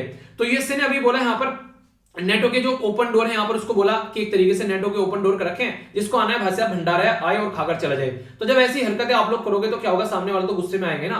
तो नेटो को भंडारा बना दिया आप लोग ने, जिसको भंडारा लगा हुआ है, जो आए खाकर चला जाए। और इसी के साथ में आप लोग यूक्रेन के अंदर जाकर बेसिकली क्या करें, ट्रेन कर रहे हैं यहाँ पर उनकी फोर्सेज को, ठीक है। तो रसिया क्यों गुस्सा नहीं होगा, आप लोग खुद बताओ यहाँ पर। तो यूक्रेन के अंदर अगर बात करें हरकतें देखने को आप लोगों को मिल रही है तो ये काफी ज्यादा गलत है। तो इसके चलते यहाँ पर रसिया ने फिर अपना काम करना स्टार्ट कर दिया। फिर रसिया भी अपने मुद्दे पर लग जाता है, उसने भी अपने हथियारबंद लोग भेजने स्टार्ट कर दिए, ठीक है, आसपास वाले रीजन में जो भी यहाँ पर कॉन्फ्लिक्ट कराना स्टार्ट कर दिया। तो यहाँ पर ये बात की जा रही है कि एक गलत है यहाँ पर, ठीक है। तो ऐसे ऐसे चीजें बढ़ेंगी और ज्यादा दिक्कतें देखने को मिलेंगी यहाँ पर। तो नेटो जो है उसको थोड़ा समझना चाहिए यहाँ पर। यूएसए जो है वो डायरेक्ट तो बोल रहा है कि मैं डायरेक्ट मिलिट्री नहीं उतारूंगा, समझदारी वाली बात करें, क्यों? क्योंकि अफगानिस्तान में 20 साल तक चप्पलें खाकर आया ना, तो इसलिए अभी यहाँ पर यूक्रेन के अंदर तो जाने का कोई मतलब नहीं है, पर लेकिन इनडायरेक्ट वे में मजे ले रहा है। क्यों? क्योंकि इसको पता है अगर ये लड़ेंगे, थोड़ा टेंशन होगी, तो अपना हथियार सप्लाई कर पाएगा, इसका बिजनेस बन जाएगा। ये हमेशा माहौल ऐसा बनाने की कोशिश करते हैं ताकि अपनी रोटी सेक सकें। ये बिल्कुल ऐसे जैसे आप लोगों ने देखा ना, कई बार ऐसे लोग आते हैं आप लोगों के सामने निकल कर कि ऐसा कर लो है, कहीं जाओगे तो आप लोगों ने देखा, अभी आप लोग कई बार जाकर देखोगे, मान लीजिए आप लोगों को कोई गिफ्ट खरीदना है, ठीक है, आप लोग दुकान पर चले गए, तो आप लोग को कुछ पसंद आ गया और आप लोग बोले कि नहीं अभी नहीं, इसको बाद में देखता हूं मैं, ठीक है। अरे भाई साहब ये तो बिकने वाला था, कोई लेने आया था, उसको आप लोग को पता नहीं, इसको ले जाएगा अगर आप लोग इसको अभी नहीं लोगे, ठीक है। तो ऐसी चीजें आप लोग को देखने को मिलेगी हमेशा। कोई लैपटॉप लेने जाते हैं आप लोग, अरे ये अभी निकलने वाला था, एक लेना आया था अभी, अब ऐसा दिखा देंगे इससे भाई साहब यही अभी निकलने वाला है, और आगे जाओगे 15 दिन बाद वहीं रखा हुआ मिलेगा वो। तो ये कंडीशन आप लोग समझ सकते हैं। तो वही बात है आप लोग यहाँ पर देखने को मिलते हैं, प्रेशर क्रिएट करने की कोशिश की जाती है इंसान के ऊपर। तो वॉशिंगटन जो है उसके द्वारा थ्रेटन किया गया इंपोज करने के लिए इकोनॉमिक सैंक्शन रसिया के ऊपर, और कई सारी और चीजें यहाँ पर देखने को मिली। अभी फिलहाल पुतिन साहब जो है उनके पास में कई ऑप्शन है, ठीक है। रसिया जो है वो कहता है कि वो यूक्रेन पर अटैक नहीं करेगा, पर लेकिन बिना अटैक किए भी यूक्रेन को वो काफी हद तक नुकसान पहुंचा सकता है। रसिया जो है ऑलरेडी क्रीमिया को हथिया चुका है, यहाँ पर ब्लैक सी पर अपना वर्चस्व यहाँ पर दिखा चुका है। अगर मैं आप लोगों से बात करूं, क्रीमिया को अपने कंट्रोल में ले चुका है, ब्लैक सी जो है उसके कंट्रोल में कहीं ना कहीं आप लोगों को यहाँ पर देखने को मिलता है, ठीक है। इसी के साथ में जो पुतिन है वो आगे क्या कर सकते हैं, एक तो सीधा सीधा यूक्रेन में घुस जाए और यूक्रेन को जो है अपनी टेरिटरी बना के साइड में करो, जिसको बोल दे कि जिसको जो करना है कर लो, मैंने इसको बना लिया, जय हिंद, ठीक है, ऐसा बोल के साइड में हो जाए, ठीक है। दूसरा ऑप्शन यहाँ पर क्या है, रसिया क्या करे, उस उससे कुछ कुछ रीजन यहाँ पर एनेक्स करना स्टार्ट कर दे, जैसे कि यहाँ पर दोनबास वाला रीजन हो गया, ठीक है, उसको अपने कंट्रोल में लेना स्टार्ट कर दे, यानी कि आसपास वाले रीजन जो है यहाँ पर वो यूक्रेन के हड़पना स्टार्ट कर दे। तो एक ये भी मुद्दा आप लोगों को देखने को मिलेगा, ठीक है। कई सारे रीजन यहाँ पर, जैसे कि आसपास वाले रीजन जहां जहां पर भी उसको देखें तो उनको अपने कंट्रोल में लेना स्टार्ट कर दे। दूसरा ये ऑप्शन देखने को मिलेगा रसिया के पास में। एक और यहाँ पर अनदर ऑप्शन आप लोगों को देखने को मिलेगा इसको हड़पने के बाद में, जैसे कि सी ऑफ एजोव को अपने कंट्रोल में ले ले यहाँ पर, ठीक है। इसी के साथ में रसिया क्या कर सकते हैं, ये फर्दर जो भी वहां पर प्रोटेस्ट कर रहे हैं देश के अंदर में उनको मिलिट्री सपोर्ट प्रोवाइड करा सकता है, इसको और ज्यादा यूक्रेन को अंदर से डिवाइड कर सकता है, क्योंकि at the end of the day part तो रसिया की था। रसिया को पता है कि क्या क्या लोग हैं, क्या वहां पर रसिया उसकी गली गली चप्पे चप्पे से वाकिफ है, तो इसलिए यहाँ पर रसिया के साथ में पंगा लेना वेस्टर्न वर्ल्ड को जो है वो भारी पड़ सकता है। तो वेस्टर्न वर्ल्ड को सोचकर काम करना चाहिए। एक यहाँ पर मिन्स्क करके यहाँ पर एक तरीके से एक प्रोसीजर था या फिर एग्रीमेंट आप लोग बोल सकते हैं MINS के, ठीक है। तो ये जो एग्रीमेंट था, ये एग्रीमेंट ये था कि जो यहाँ पर आज के में जो रसिया के बैक करने वाले जो यहाँ पर रिबेल हैं उनको थोड़ी ऑटोनॉमी देने की बात यहाँ पर की जा रही थी, जिनको कंट्रोल करने की कोशिश की गई। तो उसके ऊपर यहाँ पर ये काम कर सकते हैं, जो कि काफी अच्छा एक रिजल्ट में निकाल कर लेकर आएगा, ठीक है। आगे मुद्दा यह है कि हमारे देश की क्या पोजीशन है, तो आप लोग जानते हैं हम तो भाई साहब लंगोट के यार हैं, ठीक है, तो हम कभी भी पीछे नहीं हटते इनसे। तो इस तरीके से रसिया भी हमारे साथ में खड़ा मिलता है, आप लोगों ने कई बार देखा होगा। तो यहाँ पर अभी इंडिया के द्वारा अपना साइलेंस ब्रेक किया गया इसके ऊपर, और हम लोगों ने अपनी एक नॉर्मल सी फॉर्मल सी स्टेटमेंट दे दी, a peaceful resolution of the situation through sustain, एक तरीके से जो सस्टेन डिप्लोमेटिक एफर्ट होते हैं उससे लगाओ, और लॉन्ग टर्म पीस और सस्टेनेबिलिटी जो है रीजन में वो होनी चाहिए, या फिर उसी के ऊपर बात करनी है आप लोगों को, यानी कि शांति में मिलकर गांधी जी की एक फिलोसफी फॉलो करो और उसको निपटा लो, ठीक है। और पता है ऐसे निपटने वाला है नहीं, पर हाँ हमने फिर भी अपनी जो है एक लाइन चिपका दी जाकर कि ये हमारी लाइन, इसको पढ़ लेना जब टाइम मिले तुमको। अब इंडिया की पोजीशन जो है वो काफी इंटरेस्टिंग है अगर बात करें तो, ठीक है। पोजीशन जो है क्रीमिया वॉर के साथ में अगर आप बात करेंगे, जब यहाँ पर एनेक्स किया गया यहाँ पर बेसिकली इजराइल को, यहाँ पर इजराइल बोल रहा हूँ, जो रसिया के द्वारा क्रीमिया को, तो इंडिया ने क्या किया, वोटिंग ही नहीं की यहाँ पर, ठीक है। यानी कि एक तरीके से यहाँ पर एक तरीके से वोटिंग नहीं की, हमने जाकर यहाँ पर कंडेम नहीं किया। एक तरीके जो रिजोल्यूशन था ना यहाँ पर रशिया को कंडेम करने का, हम साइड में हट गए, हमको दूसरे के पछाड़े में पैर डाले, हमको रशिया के साथ में अपने रिलेशन खराब करे यूक्रेन को लेकर, ठीक है, कोई मतलब ही नहीं बनता है। इसी के चलते 2014 में मार्च में फिर क्या किया गया, पुतिन साहब ने बड़ी बड़ाई करी, वाह मोदी जी वाह, ठीक है, काइंड ऑफ मतलब तब तक तो मोदी जी नहीं आए थे हालांकि, ठीक है। तो मतलब एक तरीके से कहने का मतलब है कि हमारी कंट्री को अप्रिशिएट किया गया, ठीक है। अगर बात करें तो दिसंबर के महीने में फिर आगे चलकर यहाँ पर इनके जो क्रीमिया के जो रिपब्लिकन जो विजिट किया इंडिया के अंदर में, क्रीमिया रीजन के जो आते हैं बल्कि सेगरी, जिनका नाम था यहाँ पर सेरगिर, ठीक है। तो यहाँ पर इनके द्वारा विजिट किया गया, तो उस टाइम पर यूक्रेन के जो प्रेसिडेंट है यहाँ पर जिनका नाम है पेट्रो पोरोशेंको, ठीक है, तो इनके द्वारा क्या किया गया यहाँ पर, इनके द्वारा इंडिया को क्रिटिसाइज किया गया कि ये गलत बात है, ऐसा नहीं करना चाहिए इंडिया को, यहाँ पर क्रीमिया हमारा पार्ट है। तो इस तरीके के कुछ मुद्दे आप लोगों को देखने को मिले। नवंबर 2020 में हमारे देश के द्वारा यूक्रेन स्पॉन्सर्ड रिजोल्यूशन जो था, जो कि यूक्रेन के द्वारा स्पॉन्सर्ड किया गया यूएन जनरल असेंबली में, ठीक है, कंडेम्ड करने के लिए ह्यूमैनिटेरियन वायलेंस हो रहे हैं क्रीमिया के अंदर, ये बातें बोली गई। ये बिल्कुल ऐसे जैसे कोई बोलने लगे जम्मू एंड कश्मीर के अंदर ह्यूमैनिटेरियन वायलेंस हो रहे हैं और पाकिस्तान मुद्दा लेकर आ जाए और रसिया उसको रोक दे, तो ऐसे यहाँ पर क्रीमिया पर गया तो इंडिया ने क्या किया, यहाँ पर एक तरीके से हम लोग नॉर्मली क्या रहते हैं, हम लोग न्यूट्रल रहते हैं, ठीक है, इन चीजों पर लेकर। तो यहाँ पर इंडिया ने क्या किया, यहाँ पर इस रिजोल्यूशन के अगेंस्ट में वोट डाल दिया, ठीक है। तो हम लोगों ने इंडिया वोटेड अगेंस्ट, यानी कि हम लोग को लग नहीं रहा क्रीमिया में कुछ ऐसा हो रहा है। इसी के साथ में मैक्सिमम तो कोशिश करते हैं न्यूट्रलिटी बनाए रखने के लिए, और यूक्रेन पर हमारा स्टेटस को बनवाई यथास्थिति बनी हुई है 2014 से लेकर अब तक का, हम लोगों ने कोई ज्यादा इंटरफेयर किया नहीं है, ना ही कोई ज्यादा बोला है, ठीक है। यानी कि हम अपनी दोस्ती जो है वो खराब करने के बिल्कुल मूड में नहीं है, ऐसा आप लोग बोल सकते हैं, ठीक है। क्या यहाँ पर ये जो वॉर है वो हो सकती है अगर इसके बारे में बात की जाए, तो देखो यार ये ऐसी चीजें जिसके बारे में बोलना मुश्किल रहेगा थोड़ा सा, क्योंकि रसिया किस डायरेक्शन में जाता है, यूएसए कैसे जाता है, कंसर्न को उसको दूर करता है नहीं करता है, अमेरिका के जो डिप्लोमेट्स हैं यहाँ पर वो किस तरीके से काम करेंगे, मिलकर बात चल रही है, देखने वाली बात है। फ्रांस के प्रेसिडेंट है इमैनुअल मैक्रोन, उनके द्वारा बोला गया मिन्स्क प्रोसेस को आगे लेकर चलो जिससे कि थोड़ी शांति बन सकती है, तो उसके ऊपर भी एक मुद्दा है यहाँ पर। तो कंटिन्यूटी अगर यहाँ पर डिप्लोमेटिक रिलेशन में बनी रही और चीजें डीएस्केलेट करने की कोशिश की गई तो टेंशन को खत्म किया जा सकता है, वरना यहाँ पर वॉर भी यहाँ पर हो सकती है अगर कोई सी साइड से जरा सा भी एग्रेशन देखने को मिला, ठीक है। और यहाँ पर कहीं ना कहीं आप लोग इस टाइम पर रसिया और चाइना एक पैंती में खड़े हुए नजर आएंगे, क्यों, क्योंकि चाइना को भी यही दिक्कत देखने को मिल रही है ताइवान वाले इशू को लेकर। कल को ताइवान को पूरा कंट्रोल में लेके, हांगकांग को पूरा कंट्रोल में लेके चाइना एक मिनट में बोल देगा जिसको जो करना है कर लो, मैंने ले लिया है कंट्रोल में, ठीक है, ऐसे ही कल को ये बोल देगा। तो इसलिए बैलेंस बनाकर चलना काफी ज्यादा जरूरी है। एक टाइम था यूएस से ऐसा हुआ करता था कि भाई साहब कोई भी लोग जो है उसके सामने नहीं, एक तरीके से कुछ भी बोल दे यूएसए ने, बिल्कुल वही एक तरीके से पत्थर की लकीर हो जाती थी। पर आज के डेट में यूएसए का वो वर्चस्व रहा नहीं है, ठीक है। हर एक इंसान जो है अपने घर में अपने घर का बादशाह है, तो इसलिए यहाँ पर ऐसी हरकतें करना सही नहीं होगा। तो आई होप कि पूरा आर्टिकल आप लोगों की समझ में आ गया होगा। एक आर्टिकल मैंने आप लोगों को बोला था यहाँ पर महाराष्ट्र के बारे में। महाराष्ट्र के अंदर क्या हुआ, यहाँ पर अभी 12 जो मेंबर ऑफ लेजिस्लेटिव असेंबली थे, जिनको आप लोग विधायक बोलते हैं, उनको अभी यहाँ पर असेंबली से बर्खास्त कर दिया गया था। अभी नहीं, मतलब 1 साल पूरा हो गया, तो इसके चलते काफी बड़ा यहाँ पर ये इशू क्रिएट हो गया था।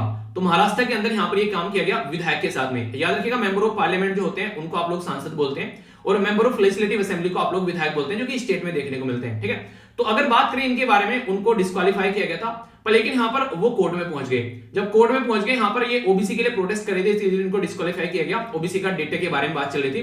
तो बात ये क्या है कि निकलकर यहाँ पर कि जो 12 ये विधायक साहब है, यहाँ पर इनको 1 साल से पूरा हो चुके हैं। हम ये मानते हैं असेंबली के अंदर 60 दिन तक अगर कोई नहीं आ रहा है तो वो सीट को हम लोग खाली मान लेते हैं। अगर किसी की डेथ हो गई, किसी ने रेजिग्नेशन दे दिया है, तो 6 महीने के अंदर हम लोग वहां पर इलेक्शन क्रिएट कराते हैं। पर लेकिन यहाँ पर 1 साल पूरा हो गया, अब तक आप लोगों ने यहाँ पर कोई सोल्यूशन नहीं निकाला, तो कितने हद तक ये सही है? तो उसके चलते यहाँ पर ये काफी बड़ा इशू देखने को मिला था। तो अभी सुप्रीम कोर्ट में जैसे ये पहुंचे, तो सुप्रीम कोर्ट ने उनको यहाँ पर बहाल कर दिया है। ठीक है, तो उसके चलते यहाँ पर ये अभी बातें देखने को मिल रही है। तो सुप्रीम कोर्ट ने बोला कि बेसिक जो यहाँ पर एक तरीके से संवैधानिक राइट है उनके पास में, कि वो यहाँ पर अपना काम इस तरीके से कर सकते हैं। तो यहाँ पर इसीलिए आर्टिकल 212 के बारे में सुप्रीम कोर्ट के द्वारा यहां पर बोला गया, ठीक है, कि यहां पर एक तरीके से कि हम लोग यहां पर इंटरफेयर कर सकते हैं। उनके द्वारा बोला गया था यहां पर असेंबली के द्वारा कि आप लोग इंटरफेयर नहीं कर सकते। तो सुप्रीम कोर्ट ने बोला बेसिक स्ट्रक्चर के बेस पर हम लोग यहां पर इंटरफेयर कर सकते हैं, कि आप लोग ऐसी हरकतें यहां पर नहीं कर सकते।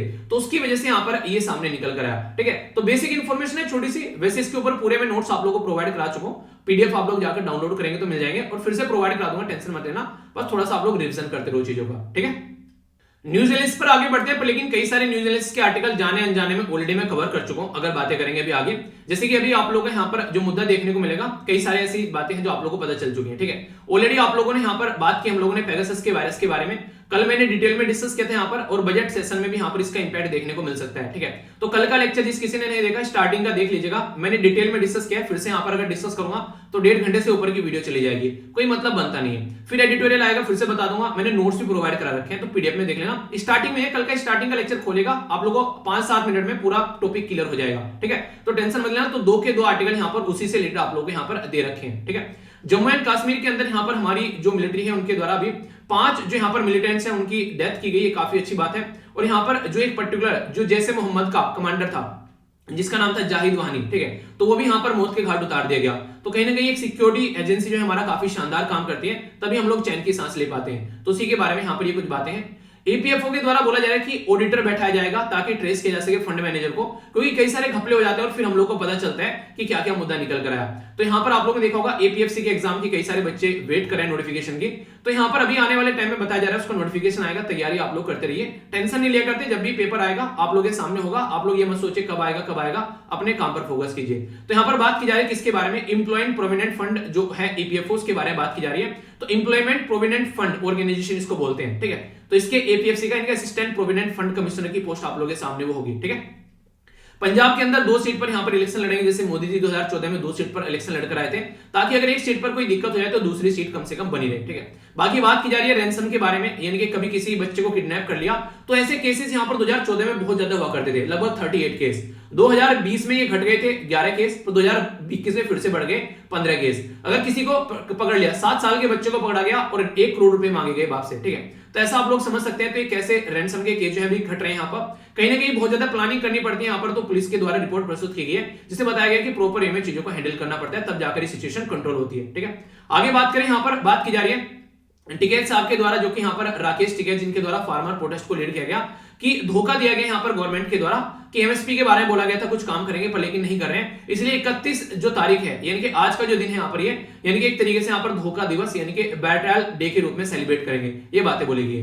75% जो सर्वे है यहाँ पर वो एक तरीके से रेस्पॉन्ड किया गया, यहाँ पर अपोज किया गया सिल्वर लाइन प्रोजेक्ट को, जो कि केरला के अंदर काफी सारे लोगों पर इंपैक्ट डालने वाला है। केरला के अंदर जब आप लोग जाएंगे तो सिल्वर लाइन प्रोजेक्ट आप लोगों को देखने को मिलेगा। ये जो सिल्वर लाइन प्रोजेक्ट है लगभग 550 किलोमीटर का, 532 किलोमीटर का है, लगभग 11 से 12 डिस्ट्रिक्ट इसके अंदर आ रहे हैं, और यहाँ पर काफी ज्यादा लैंड ये ले रहा है। और यहाँ पर बात की जा रही है कि हाई स्पीड, लगभग एक हाई स्पीड क्या मतलब सेमी हाई स्पीड यहाँ पर 200 किलोमीटर पर आवर के हिसाब से लगाई जाएगी, और 50 से 60 हजार करोड़ रुपए खर्च किए जाएंगे 2024 तक इसको कंप्लीट करने की बात की जा रही है। अब मुद्दा यह है कि ये कहीं पर आप लोगों को एक तरीके से कहीं पर ये एक जो जंगलों से होकर गुजर रहा है, कहीं पर रिवर से होकर गुजर रहा है, तो इन्वायरमेंट को नुकसान पहुंचाएगा। इसके चलते कई सारे लोग जो है इसका क्रिटिसिज्म कर रहे हैं, तो उसकी वजह से यहाँ पर ये न्यूज में। तो सिल्वर लाइन प्रोजेक्ट कहाँ का है, केरला का है, याद रखिएगा केरला का। ठीक है, एक बात की जा रही है यहाँ पर एक पर्टिकुलर झील के बारे में, तो कोई झील अगर न्यूज में होते तो उसके बारे में आप लोगों को पता होना चाहिए। यहाँ पर बात की जा रही है किसके बारे में, ये है यहाँ पर संतागाची। ठीक है, तो संतागाची झील कहाँ पर है, ये है वेस्ट बंगाल के अंदर में। तो हावड़ा जो आप लोग यहाँ पर देख रहे हैं, हावड़ा ब्रिज का नाम सुना होगा ना आप लोगों ने, तो इसी के चलते न्यूज में माइग्रेटरी बर्ड जो है वो विंटर में यहाँ पर बंगाल के अंदर काफी ज्यादा देखने को मिलती है, तो इसी के चलते यहाँ पर ये पिक्चर है। ठीक है, देखिए कोई भी काम, और हाँ आप लोग अपने राज्य में देख सकते हैं कौन कौन सी आप लोगों की झील है जहां पर बेसिकली आज के डेट में जिनको रामसर साइट का दर्जा दिया गया है। ये आप लोगों को मैंने दिखा, इसको जूम करेंगे तो ऐसा देखने को मिलेगा 75 आजादी की अमृत, जो 75वीं आजादी की सालगिरह सेलिब्रेट करें तो आजादी का अमृत महोत्सव। इसको बनाने में जो आईटी के यहाँ पर प्रोफेसर है, उनके जो स्टूडेंट है, 6 महीने लग गए। हम लोग 1 मिनट में देखकर साइड में जाते हैं, बिल्कुल ऐसे है। ये जो वीडियो आप लोगों के सामने आती है, कईयों घंटों की मेहनत होती है और आप लोग 1 घंटे में भी आप लोगों को लगता है कि यार ज्यादा दिक्कत होगी, तो हमेशा उसको अप्रिशिएट किया करो यार, इससे आप लोगों को भी काफी कुछ जानने को मिलता है। ठीक है, बात यहाँ पर की जा रही है गहरी दोस्ती यहाँ पर इंडिया और इजराइल के बीच में। ठीक है, तो यहाँ पर इनके बारे में बातें की गई, इनके प्राइम मिनिस्टर के बारे में। ठीक है, तो आप लोगों को इनके बारे में पता होना चाहिए। इंडिया और इजराइल के रिलेशन के बारे में कुछ बातें आप लोगों को मैं बताता हूं, हालांकि ये मैंने डिस्कस किया था आप लोगों से, पर फिर भी आप लोग एक बार सुनिएगा तो आप लोगों को चीजें जो है अच्छे से समझ में आएगी और ज्यादा। इंपोर्टेंट आर्टिकल रहने वाला है काफी ज्यादा जीएस पेपर 2 में इंडिया और इजराइल के रिलेशन के बारे में, या फिर इंटरनेशनल रिलेशन के पॉइंट ऑफ व्यू से आप लोग इस आर्टिकल को चेक कर सकते हैं। ये जो लोगो है ये बड़ा ही अभी वायरल हो रहा है, ये लोगो काफी फेमस लोगो आप लोगों को यहाँ पर देखने को मिलेगा।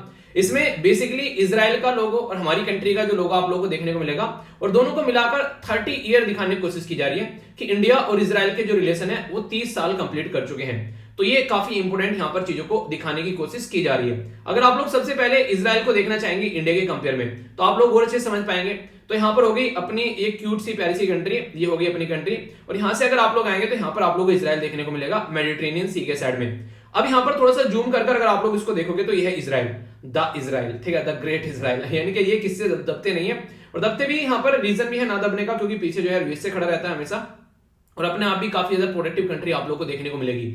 इजराइल जो है यहाँ पर हमारी जो एम्बेसी है इजराइल में वो है तल अवीव के अंदर में। ठीक है, तो ये इंपॉर्टेंट है जो आप लोग याद रखते हैं। वैसे इसकी कैपिटल जो है वो जेरूसलम बोली जा रही है आज के डेट में, जो कि डोनाल्ड ट्रंप ने रायता फैलाया था, पर लेकिन अभी सारे लोग जो है उसको एक्सेप्ट नहीं कर रहे हैं, क्योंकि जेरूसलम जो है यहाँ पर ये एक काफी एक तरीके से डिस्ट्रीब्यूटेड एरिया है इजराइल के और पैलेस्टीन के बीच में, जो कि लंबे समय से रस्साकसी आप लोगों ने नॉर्मली इसके बारे में सुना होगा। मेडिटेरेनियन सी आप लोगों को एक साइड में यहाँ पर देखने को मिलेगा, इधर गाजा स्ट्रिप आप लोग बोल सकते हैं, और बीच में डेड सी है जो कि काफी इंपोर्टेंट एरिया है। तो याद रखिएगा यहाँ पर जॉर्डन, इजराइल और पैलेस्तीन, तीन के बीच में डेड सी, एक के बीच में नहीं है। जॉर्डन एक साइड में हो गया, इधर हो गया यहाँ पर ये पैलेस्तीन, और ये हो गया यहाँ पर इजराइल। तो तीन कंट्री के बीच में आप लोगों को डेड सी देखने को मिलेगा। अब नाम क्या है इसका, डेड सी। तो डेड सी का मतलब क्या है, मरा सी। मरा सी का मतलब ये है कि यहाँ पर आप लोगों को इतनी ज्यादा डेंसिटी देखने को मिलेगी पानी की, अगर आप लोग लेट जाए इस पानी के ऊपर यहाँ पर तो आप लोग डूबोगे नहीं यहाँ पर। ठीक है, लेटने के बाद में आप लोग की बॉडी का सरफेस एरिया है जो बेसिकली बढ़ जाएगा, तो आप लोग डूबोगे नहीं यहाँ पर इतना ज्यादा। यहाँ पर यानी कि तैरना बहुत आसान है, नॉर्मली ये माना जाता है इस तरीके के पानी के अंदर में। तो ये है यहाँ पर, तो इसलिए यहाँ पर इसको डेड सी बोला जाता है, जिसमें नमक की जो मात्रा है बहुत ज्यादा बढ़ जाती है। तो ये देखने को मिलेगा। एक इंपॉर्टेंट मुद्दा है यहाँ पर गोलान हाइट, जो कि आप लोगों को पता होना चाहिए। गोलान हाइट के बारे में क्वेश्चन क्यों बनते हैं, क्यों? क्योंकि गोलान हाइट सीरिया का पार्ट है, पर लेकिन ये इजराइल के द्वारा हथिया लिया गया था, और आज की डेट में भी ये इजराइल के कंट्रोल में ही आप लोग को देखने को मिलेगा। तो ये वो कंट्री है जो कभी किसी से डरती नहीं है, और हमेशा इंडिया को ये बोलते हैं कोई कुछ बोले तो बता देना, मैं उसको देख लूंगा। ठीक है, तो मैं आप लोगों से रिलेशन के बारे में बात करता हूं, तो लोगो आप लोगों ने यहाँ पर देख लिया, काफी इंटरेस्टिंग लोगो आप लोगों के सामने है यहाँ पर। अब बात करते हैं इंडिया और इजराइल के रिलेशन के बारे में। बेंजामिन नेतन्याहू जो थे जब तक यहाँ पर लीडर थे, अब तो लीडर चेंज हो गए, यहाँ के प्राइम मिनिस्टर कोई और बन गए, उनका नाम आप लोग बताना। ठीक है, तो यहाँ पर जो पर्टिकुलर अभी रिसेंटली बने, ठीक है, तो यहाँ पर पहले बेंजामिन नेतन्याहू थे, काफी लंबे समय तक यहाँ पर प्राइम मिनिस्टर है, तो एक लंगोटिया यार की तरीके से यहाँ पर प्राइम मिनिस्टर मोदी जी से बात करते थे हमेशा। ठीक है, या फिर पहले भी जो यहाँ पर प्राइम मिनिस्टर थे उनके साथ भी इनके रिलेशन ऐसे थे, यानी कि काफी शानदार रिलेशन दोनों कंट्री के बीच में आप लोगों को देखने को मिलते थे। अभी 30th एनिवर्सरी जो है वो यहाँ पर जो रिलेशन की है वो स्टेब्लिश की गई उसको बेसिकली, और उसके लिए यहाँ पर ये लोगो लॉन्च किया गया, जो कि मैंने अभी आप लोगों को बताया।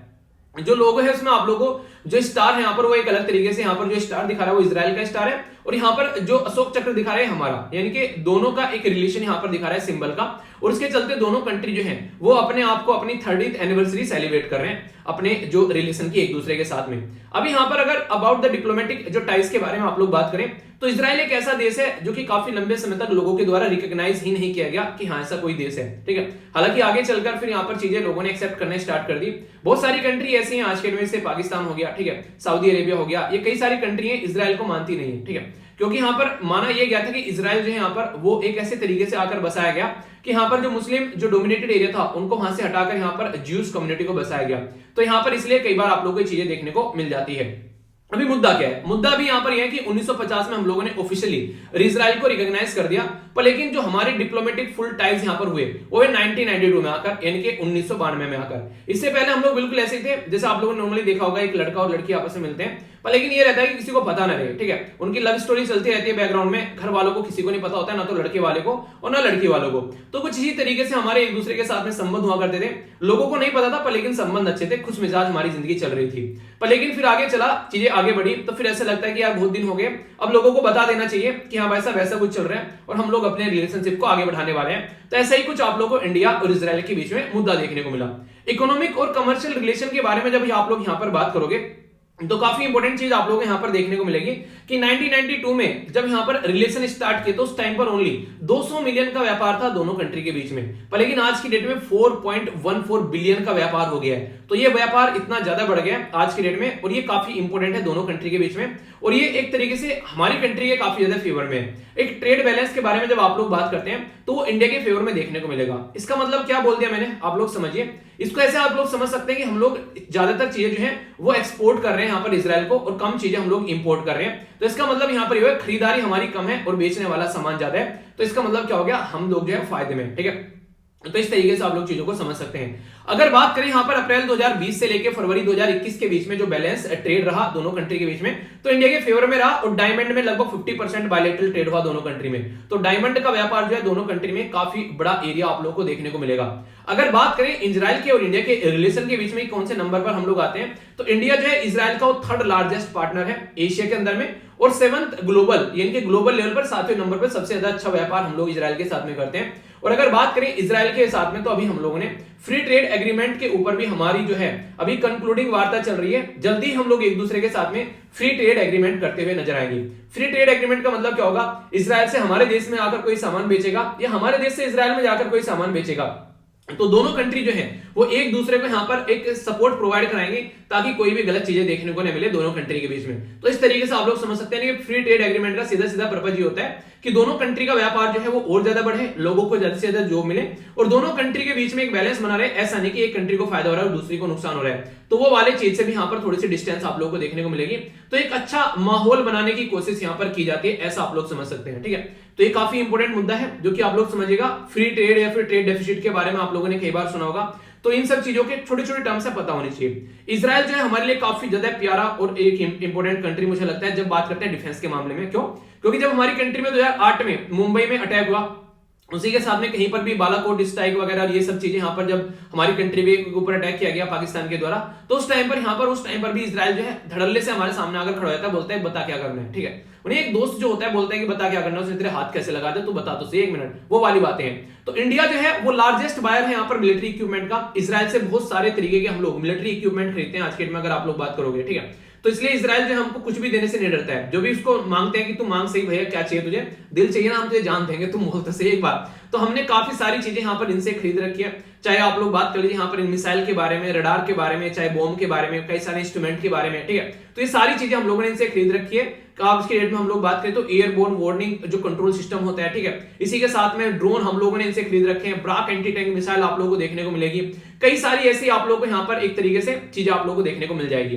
तो यानी कि हमको खुले व्यापार आप लोगों को यहाँ पर किया था। और अभी हमारी और इसके बीच में 15वीं जब मीटिंग हुई तो ये काफी इंपॉर्टेंट मीटिंग रही। इसमें एक और मुद्दा यहाँ पर सामने रखा गया, चीजों को आगे लेकर चलने वाले 10 साल के लिए, यानी कि 2021 में अभी हम लोगों ने ज्वाइंट वर्किंग ग्रुप को बनाया और इस ज्वाइंट वर्किंग ग्रुप में हम लोग बता रहे हैं कि 2021 से लेके आने वाले 10 साल यानी कि 2031 तक हम लोग जो हैं वो शानदार तरीके से चीजों को आगे लेकर चलने वाले हैं, जो कि एक दूसरे को काफी ज्यादा सपोर्ट करते हुए हम लोग नजर आएंगे।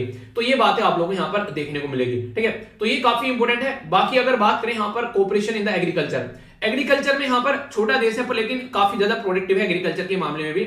अभी 3 साल का वर्किंग प्रोग्राम एग्रीमेंट दोनों कंट्री के बीच में हुआ, जिसके चलते दोनों कंट्री एक दूसरे को काफी ज्यादा शानदार तरीके से सेल्फ सफिशिएंट बनाने की कोशिश कर रहे हैं, एनकरेज कर रहे हैं, कोलैबोरेट कर रहे हैं। देखिए दोस्ती का मतलब क्या होता है, दोस्ती का मतलब है या फिर रिलेशनशिप का किसी का भी आप लोग मतलब समझ लीजिए। अगर आप लोग ये चेक करना है, पैरामीटर नहीं कहते कि यार ये रिलेशनशिप अच्छा चल रहा है गलत चल रहा है, दोस्ती अच्छी चल रही है या फिर गलत चल रही है, तो उसको नापने का सीधा सीधा एक तरीका है कि अगर आप लोग जिसके साथ में दोस्ती में है या फिर जिसके साथ में भी आप लोग रिलेशनशिप में है, अगर उससे दोनों की लाइफ जो है वो प्रोडक्टिव हो रही है, यानी कि दोनों की लाइफ जो है वो उसका ग्राफ जो है वो आप लोगों को इंक्रीजिंग देखने को मिल रहा है, तो इससे पता चल जाएगा कि आप लोग जो है सही रिलेशनशिप में है। पर लेकिन अगर दोनों की लाइफ जो है वो गटर में जा रही है और एक दूसरे से फ्रस्ट्रेट हो, इरिटेट हो, लड़ रहे हो 24 घंटे, तो मुझे लगता है कि यार उसको ना, वो नहीं बोलते हैं कि किसी मकसद को अगर अंजाम तक न पहुंचा सके तो उसे खूबसूरत मोड़ देकर छोड़ देना ही अच्छा, कुछ ऐसे डायलॉग है ना। तो यानी किसी चीज को अगर मुकाम तक आप लोग न पहुंचा सके तो उसको एक ऐसा मोड़ देकर छोड़ दो कि ना तो वो आपसे चिढ़े ना आप लोग उससे चिढ़े कि यार तुम अपनी जिंदगी देख लो, हम अपनी जिंदगी देख लेते हैं। आसान नहीं है, टफ है, पर लेकिन आप लोग कर सकते हैं इसको। आप लोगों ने कई सारे सॉन्ग सुने होंगे, कई सारी मूवीज में देखा होगा इन चीजों को। रोना धोना मचता है बहुत ज्यादा, वो सारी चीजें आप लोगों ने कई बार अपनी जिंदगी में भी आसपास में किसी को करते हुए देखा होगा। तो ये चीजें आसान नहीं होती है, पर लेकिन इसी को कहते हैं एक अच्छी डिसीजन मेकिंग। अगर उस टाइम पर आप लोगों ने वो डिसीजन ले लिया ना तो जिंदगी भर आप लोगों को अपने ऊपर गर्व रहेगा कि हाँ उस टाइम पर वो डिसीजन लिया था, वरना आज जो है जिंदगी जो है खल्लास हो चुकी होती है। ठीक है, तो कभी भी अगर ऐसी बातें देखने को मिले तो हमेशा ये देखो कि दोनों की लाइफ में प्रोडक्टिविटी रहनी चाहिए। अगर बात करें दोनों मिलकर काम करें, सेंटर ऑफ एक्सीलेंस बना रहे हैं शानदार तरीके से, centre of excellence in self sufficient mode में चल रहे हैं, कोलैबोरेट कर रहे हैं शानदार तरीके से। साइंस एंड टेक्नोलॉजी में यहाँ पर इंडिया और इजराइल का जो कोलैबोरेशन है वो भी काफी अच्छा है। इंडिया और इजराइल इंडस्ट्रियल और रिसर्च एंड डेवलपमेंट में टेक्नोलॉजिकल इनोवेशन फंड इनके द्वारा यहाँ पर बनाया गया, जिससे 8th गवर्निंग बॉडी मीटिंग में यहाँ पर भी बातें की गई कि कैसे और ज्यादा अच्छे लेवल पर हम लोग काम कर सकते हैं। 3 joint research and development project में इनके द्वारा 5.5 बिलियन जो यूएसडी डॉलर है वो यहाँ पर रखे गए। इंडिया और इजराइल जो है वो यहाँ पर एक तरीके से फोकस्ड जो भी एरिया है जिससे यहाँ पर इंप्लॉयमेंट बढ़ता है, इन्वायरमेंट को अच्छा फायदा होता है, कुछ ऐसा इंपॉर्टेंट यहाँ पर एक तरीके की चीजें उनके ऊपर फोकस किया जा रहा है। और अच्छी बात यहाँ पर ये है इजराइल जो ज्वाइन कर रहे हैं यहाँ पर इंटरनेशनल सोलर अलायंस, तो ये भी काफी एक प्रोडक्टिव स्टेप आप लोग को देखने को मिलेगा। तो इसके चलते रिन्यूएबल एनर्जी या फिर आप लोग बोले क्लीन एनर्जी में भी इजराइल जो है वो हमारे साथ में काम करता हुआ नजर आएगा। तो इससे आप लोग एक अंदाजा लगा सकते हैं यहाँ पर मोटे मोटे तौर पर कि कितना प्रोडक्टिव देश है और कैसे मिलकर हम लोग एक दूसरे के साथ में काम कर सकते हैं। ठीक है, तो ये कुछ बातें हैं जो आप लोग के माइंड में अगर क्लियर रहेंगी तो जिंदगी भर आप लोग इनको समझ पाएंगे कि अच्छा ये चीजें अच्छी हैं और इस तरीके से आप लोग इनको सपोर्ट कर सकते हैं। ठीक है यार, ये कुछ बेसिक ऐसी चीजें होती है जिसके बारे में अगर आप लोग कंफ्यूजन होगा ना तो फिर आप लोगों को दिक्कतें देखने को मिलेगी। तो कंफ्यूजन से हमेशा बचो अगर कोई ऐसी चीजें आप लोग के सामने आती है तो। नेक्स्ट यहाँ पर बात की जा रही है एक सदा अभी यहाँ पर जो हमारी कंट्री में एक होलोग्राम यहाँ पर लगाया गया था इंडिया गेट के ऊपर में, आप लोगों ने देखा यहाँ पर। ठीक है, तो यहाँ पर ये होलोग्राम लगाया था सुभाष चंद्र बोस जी का, ये बताया जब तक यहाँ पर फोटो आती है तब तक ये होलोग्राम काम करेगा, पर लेकिन हवा आई जिसकी वजह से यहाँ पर ये छिन्न भिन्न हो गया, इसकी वजह से यहाँ पर न्यूज में था। ठीक है, तो ये इसके बारे में आप लोग याद रखते हैं। यहाँ पर अभी बोला गया था जो जावेद अख्तर के द्वारा कि यहाँ पर ये सही नहीं है, सैल्यूट करता नहीं, यहाँ पर एक तरीके हाथ उठाता हुआ जय हिंद बोलता हुआ कुछ होना चाहिए था, पर लेकिन यहाँ पर ये बोले कि लोगों को सैल्यूट कर रहे हैं। तो ये इनके बारे में सोचना है, कई सारे लोग कुछ सोच रहे हैं, तो आप लोग अपनी राय बता सकते हैं। बाकी ब्रह्मोस मिसाइल फिलीपीन के लिए यहाँ पर तैयार हो रही है, तो ये काफी बड़ी बात है। यहाँ पर आने वाले टाइम में आप लोगों को हमारी कंट्री की जो ब्रह्मोस मिसाइल है वो दुनिया में चलती हुई नजर आएगी। ये सुडोकू हो गया आप लोगों के सामने। बाकी यूक्रेन वाला मुद्दा आप लोगों को पूरा बता ही दिया, इसलिए मैंने बोला था नॉर्थ कोरिया है फिर से एक्सपेरिमेंट कर रहा है धाकड़ मिसाइल, तो धाकड़ छोरा ही लगा रहता है, अपने ही जोन में रहता है। ठीक है, तो इसको आप लोग समझ सकते हैं, ये इंसान जो है किसी के कब्जे में आने वाला नहीं है। बाकी बॉम्ब साइक्लोन याद रखिएगा यूएसए वाली साइड में यहाँ पर हिट कर रहा है, जिसकी वजह से यहाँ पर ये न्यूज में आ गया है। क्वेश्चन के आंसर दिए गए थे काफी अच्छे से, आप लोग भी आंसर दीजिएगा जो भी क्वेश्चन आप लोगों से पूछे जाते हैं। अच्छा लगता है जब आप लोग पार्टिसिपेट करते हैं। ठीक है, यहाँ पर आप लोग को देखने को मिलेगा सेंडाई फ्रेमवर्क के बारे में, सी आंसर है, डिटेल में डिस्कस किया था मैंने यहाँ पर। इससे पहले ह्योगो था, सेंडाई आप लोगों के सामने निकल कर आया, तो कंफ्यूजन नहीं होना चाहिए। ठीक है, लैंड के बारे में बात की, देना लैंड कर देना किसी चीज को। ठीक है, तो यहाँ पर ये वोकैबुलरी है 5 आप लोग ऐड कर सकते हैं। एमेल्योरेशन के बारे में बात की, सुधार करना। ठीक है, इसी के साथ में यहाँ पर देखिए आप लोगों से कई बार ऐसे ये स्टेटमेंट आ जाते हैं, क्वेश्चन में भी लिखा हुआ आता है, फिर बोलते हैं कहां से बन गया और आप लोग उसको अटेम्प्ट भी नहीं कर पाते हो। सेंटेंस फॉर्मेशन जरूर किया करो। स्कर्ज हो गया यहाँ पर चाबुक से पीटना हो गया बेसिकली, लैमिनेट हो गया विलाप करना, इसी के साथ में ट्रेमेंडस यानी कि अद्भुत यानी कि काफी बड़ा। ठीक है, तो ये इसके बारे में 2 क्वेश्चन पोस्ट कर दूंगा टेलीग्राम पर, उनका आंसर जरूर दीजिएगा और अपना ध्यान रखिए, अपनी सेहत का ध्यान रखिए। नेक्स्ट लेक्चर में मिलता हूं, तब तक के लिए बड़ों को नमस्ते, छोटों को प्यार, छोटी सी लाइफ में एंजॉय करा, फीडबैक जरूर देकर जाना। ओके।